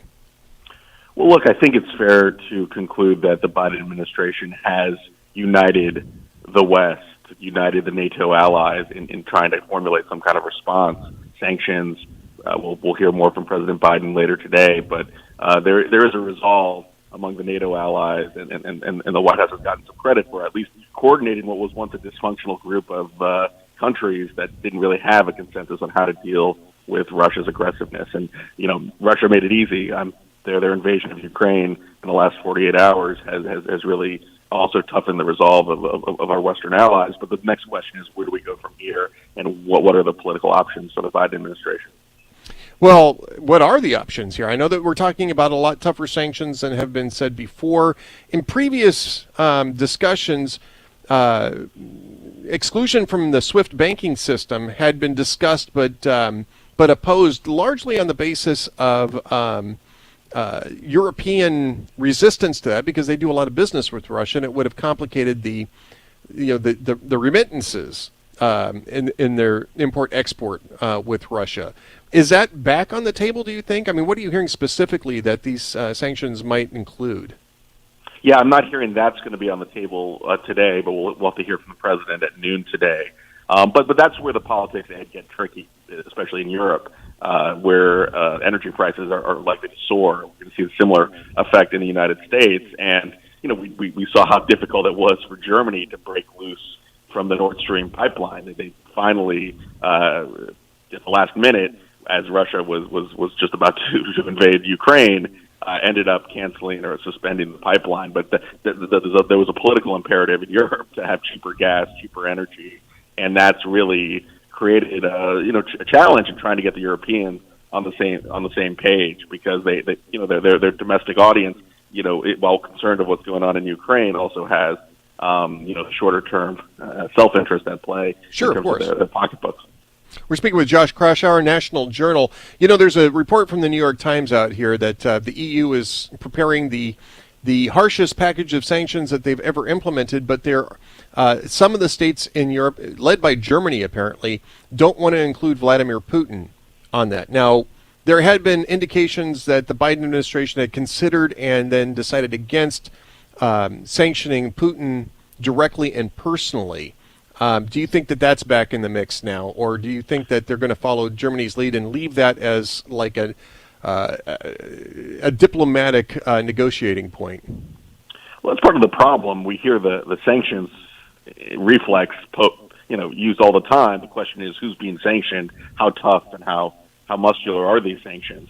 I think one area that I'm going to be watching closely for is all these kids of oligarchs or relatives of oligarchs that are investing in Europe and the United States, that have kids studying abroad, that have a lot of financial wherewithal in Western countries. What will happen to them? What will happen to their money? I think that would at least provide some muscle from the United States and our European allies to Russia, where it hurts, where it really could have some impact. Right now, it just seems like up to this point, it's been more of a tit for tat. And these sanctions don't seem to be doing anything to prevent Putin and Russia from invading Ukraine. This is something that Josh Rogin raised earlier this hour, Josh, and I wanted to ask you, and again, we're talking to Josh Kraushaar just to make sure that everybody keeps the names straight. If you adjust your scorecards, we're talking to Josh Kraushaar now. But Rogin was saying earlier in the hour that all of these sanctions really missed the mark. They missed the point that Putin isn't going to be moved by sanctions. His project is to completely reorder the world back into a bipolar or tripolar superpower division of power based on brute force, based on the ability to field brute force. And Rogin was saying that maybe that's the only response that we can actually give is to escalate the brute force capabilities of NATO to make it clear that that Putin is going to lose in that calculation. Well, coming from Josh, I mean that's a scary proposition. That you have this revanchist Putin regime that's looking to turn back the clock a generation. We don't see that very often in geopolitics. And that's also the challenge is the United States and our NATO allies, without putting actual military forces in Ukraine, which is off the table. Right. Russia's always going to have the upper hand in setting the tone of this invasion. Now, I think giving money to Ukraine to purchase weapons, giving military assets to Ukraine, that will make any Russian invasion, occupation more difficult. I think it'll be difficult no matter what. It'll be interesting to see how far or how long Russia goes, Putin goes. Does he really want to slice off a part of eastern Ukraine, or is this an occupation of the entire country? So ultimately, Putin has set in the tone here. He set in the agenda. I think the best we can do at this point, the U.S., our NATO allies, is to give money, military resources, hardware to Ukraine to make Russia's task more difficult. And the fact that Germany, I know, has a law in the book. They don't give military assets to other countries, or dating back to World War II or that time period. That may have to change. I mean, we're in a brave new world right now, and I think a lot of the Europeans' diplomacy-first postures are proving to be not up to the task in fighting back against Putin. I think that they've discovered now, belatedly, that this isn't really a diplomacy issue, and it hasn't been probably for some time. This is a balance of power issue, and again, I think we're out of practice in balance of power issues, especially in Europe. And I think that there was this idea that we had gotten past that in 1990, and even though we probably should have woken up to that in 2008 and 2014, the moment is now upon us. Do you see that? Do you see that realization among leading Republicans and Democrats in Washington at the moment? Well, there's an interesting. I mean, the politics of this are going to be interesting. There are Republicans that are largely united, standing with Ukraine. Aside from some, what I never would have imagined you'd have even, a small number of voices ostensibly being pro-Putin. Tucker Carlson, J.D. Vance, the Senate candidate in Ohio, some of the far right fringe in the House, but largely the Republicans are united. Democrats are largely, even the dovish Democrats. Bernie Sanders came out with a pretty muscular statement a couple of days ago supporting Ukraine. So there is unity right now. I mean, the challenge is what happens when gas prices go up in this country. The Republican instinct also is going to be to blame Biden for being weak. That's gonna come up more and more as time goes on. So in the past, we've always seen sort of bipartisan unity when it comes to foreign affairs, standing with our allies. We're in a very fractured country, Ed, and I'm worried that bipartisanship, that consensus is going to strain as time goes on. Well, I think you're right, and I think that we've seen that already sort of in the run-up before the tanks rolled, right?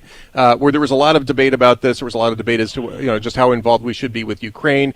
There's been a lot of blaming of the U.S. for provoking this, Josh, and I think that's also things that are going to play out in the political realm. And I know that people are going to be able to follow that at Josh Kraushaar for National Journal, nationaljournal.com, where he writes his column. Josh, thank you so much for being with us, and best of luck keeping up with this story. Thanks, Ed. Thanks for having me. So Josh Kraushaar, at Josh Kraushaar on Twitter. He's very active on Twitter, so you can follow what he's doing there. Coming up next, Hugh Hewitt returns for a segment here with Charlie Dombek, CEO of Key City Capital. I'll be back with you tomorrow, live from the ReliefFactor.com studios, Texas edition. I'm Ed Morrissey of HotAir.com, filling in for Hugh. We'll talk to you then.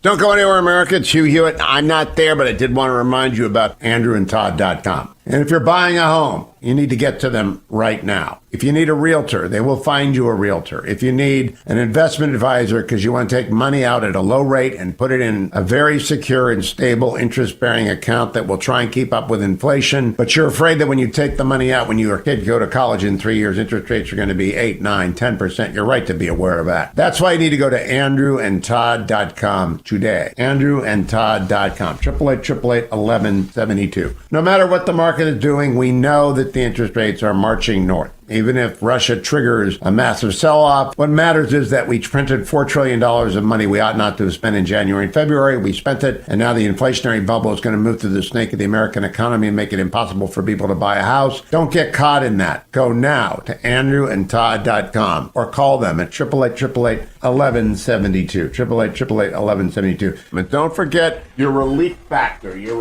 Make sure, even though Ed Morrissey probably hasn't told you about it, and I'm not sure that Ed is using it, that you get your relief factor today. $19.95 is the starter pack. You know I'm taking it on my way to Florida. I took it before I got on the airplane, so I'm telling you now, do not leave home without it. I don't, and I hope you don't either. Not sure if any of the people I'm talking to down in Florida will have their relief factor bags with them, but usually, almost inevitably, that happens to me. So I encourage you to be part of the group that wants to be out there working out every single day, walking, running, sprinting, doing whatever it is you do. You can trundle, you can play tennis, you can swim, you can motorbike, whatever it is. Do it with relieffactor.com. You'll feel better for it. $19.95, 3-week starter pack. I tell you about it 3 times a day, even when I'm not there. I'm in your ears talking about relieffactor.com because it works. Trust me on this. I've been taking it for years. You will love it. And the first pack, $19.95, subsidized, so you at least give it a try. Relieffactor.com. I'm coming right back, America. Stay tuned.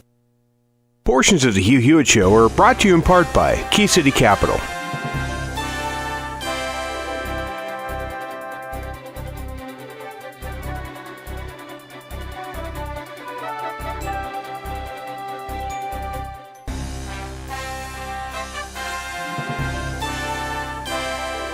Tesla was a genius. His most amazing discoveries thought to be written in a lost journal. Now, in the right hands, it could revolutionize the 21st century, but in the wrong hands,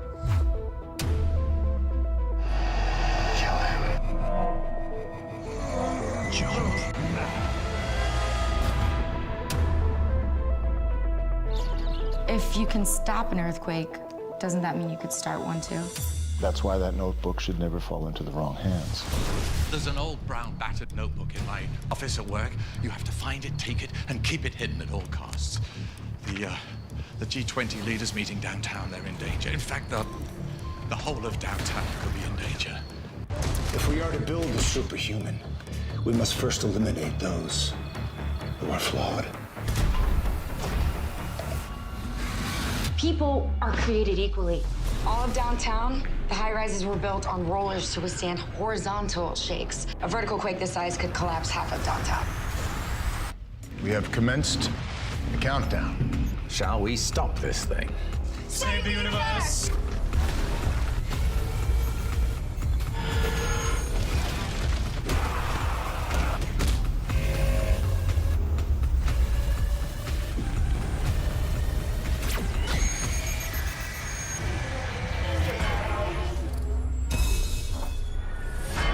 Streaming on Salem Now. The public would be outraged if they knew the truth. Why do you think our politicians are not on the sidewalk right now talking to you? Don't have no respect. The old wall randomly turns into a guardrail, followed by miles of open border.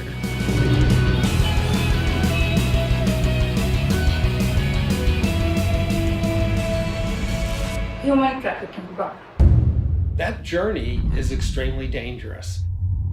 The 7-year-old girl died in the desert. From the country of India. A great pillar of the community was killed by a man who had been deported at least twice. This little urn contains the ashes of my son. His dreams cut short forever. We're so worried about other countries' problems, and we don't even focus on our own. Look for Salem Now in the App Store or go to salemnow.com. Streaming on Salem Now. We'll see one young lady identify as transgender, and the next thing you know, 6 or 7 young ladies in that same school are now identifying as transgender. Children taught at age 5 they can create their gender identity, and it's being celebrated. Schools are lining up to push the transgender agenda on kids and cut parents. So that means there's only 2 genders. And so really the battle is against the creator. Look for Salem Now in the App Store or go to salemnow.com. The most powerful organs of the state.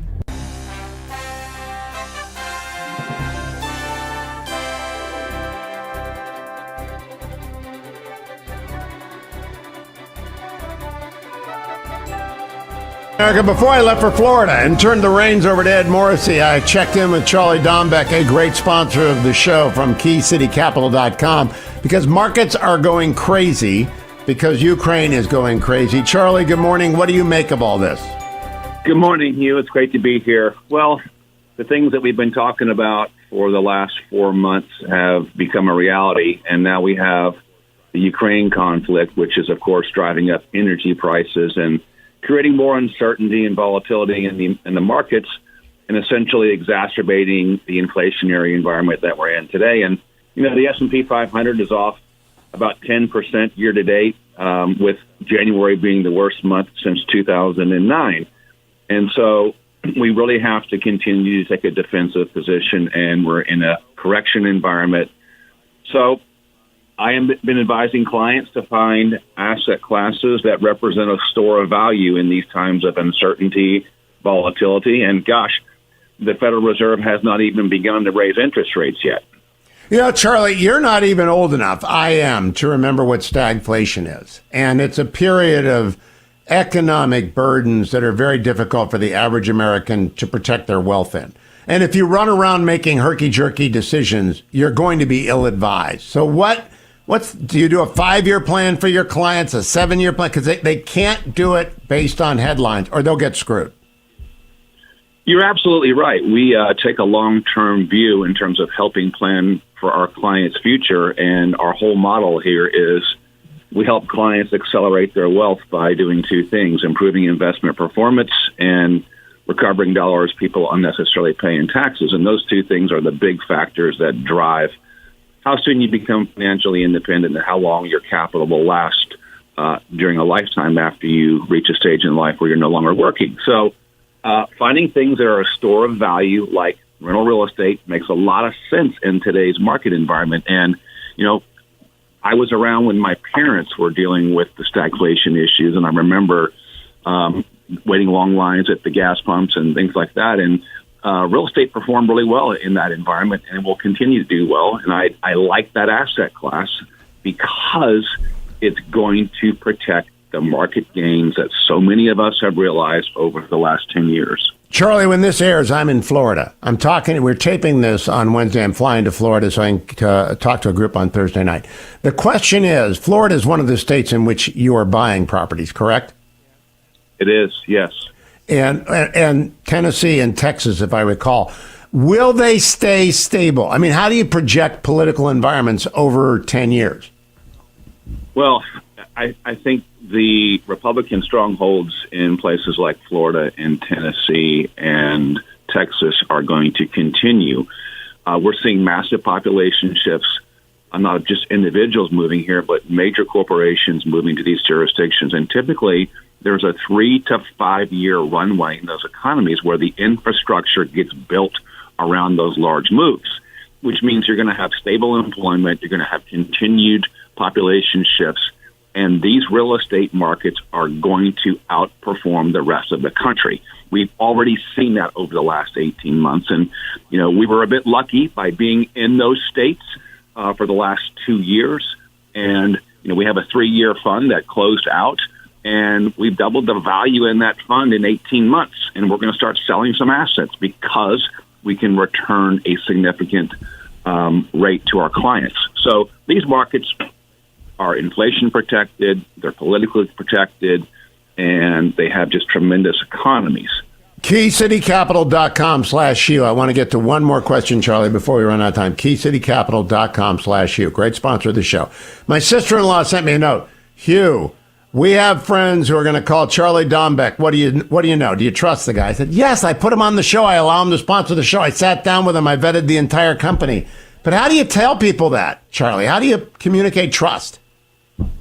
Well, you communicate trust based upon the great work that I have done personally over a 30-year career as a practicing CPA, and you talk to other clients that have worked with us and seen the results of our value proposition, which is unique and different in the financial industry. And I have so many people from the beginnings of our relationship that we've worked with that would offer great testimonials and references to the people that are in your listening audience.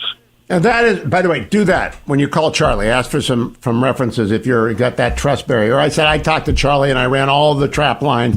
There are no red warnings and there's a lot of green lights. Let me close by asking you, Charlie Dombek, down at Key City Capital, what do you think the inflation this year is going to be? It was 7.5% last year. What do you think it's going to be this year? I think we're pushing 7.5% to 8%. I don't see any let up, especially with energy prices accelerating the way they are and no let up in the supply chain. I agree with you, and that means everyone who's listening is going to be 8% poorer unless you do something about that. One of the things you can go do is go to keycitycapital.com/you. Get in touch with Charlie. The IRS is not asleep. You can't be asleep, and you cannot sleep on your investments when the Biden administration is pumping money and the Fed is doing nothing to stop that pump. Charlie Dombek, thank you. keycitycapital.com/you. And thanks to Ed Morrissey for covering for me today. I also want to remind everyone, Adam, Ben, that other guy, married to Georgianne. Remember Georgianne from Mary Tyler Moore? Dwayne, we thank you all for being here and for helping us out. I'll be back on Monday, Ed Morrissey, and again tomorrow on Friday. I'm Hugh Hewitt. You're listening to The Hugh Hewitt Show. Portions of The Hugh Hewitt Show are brought to you in part by Key City Capital.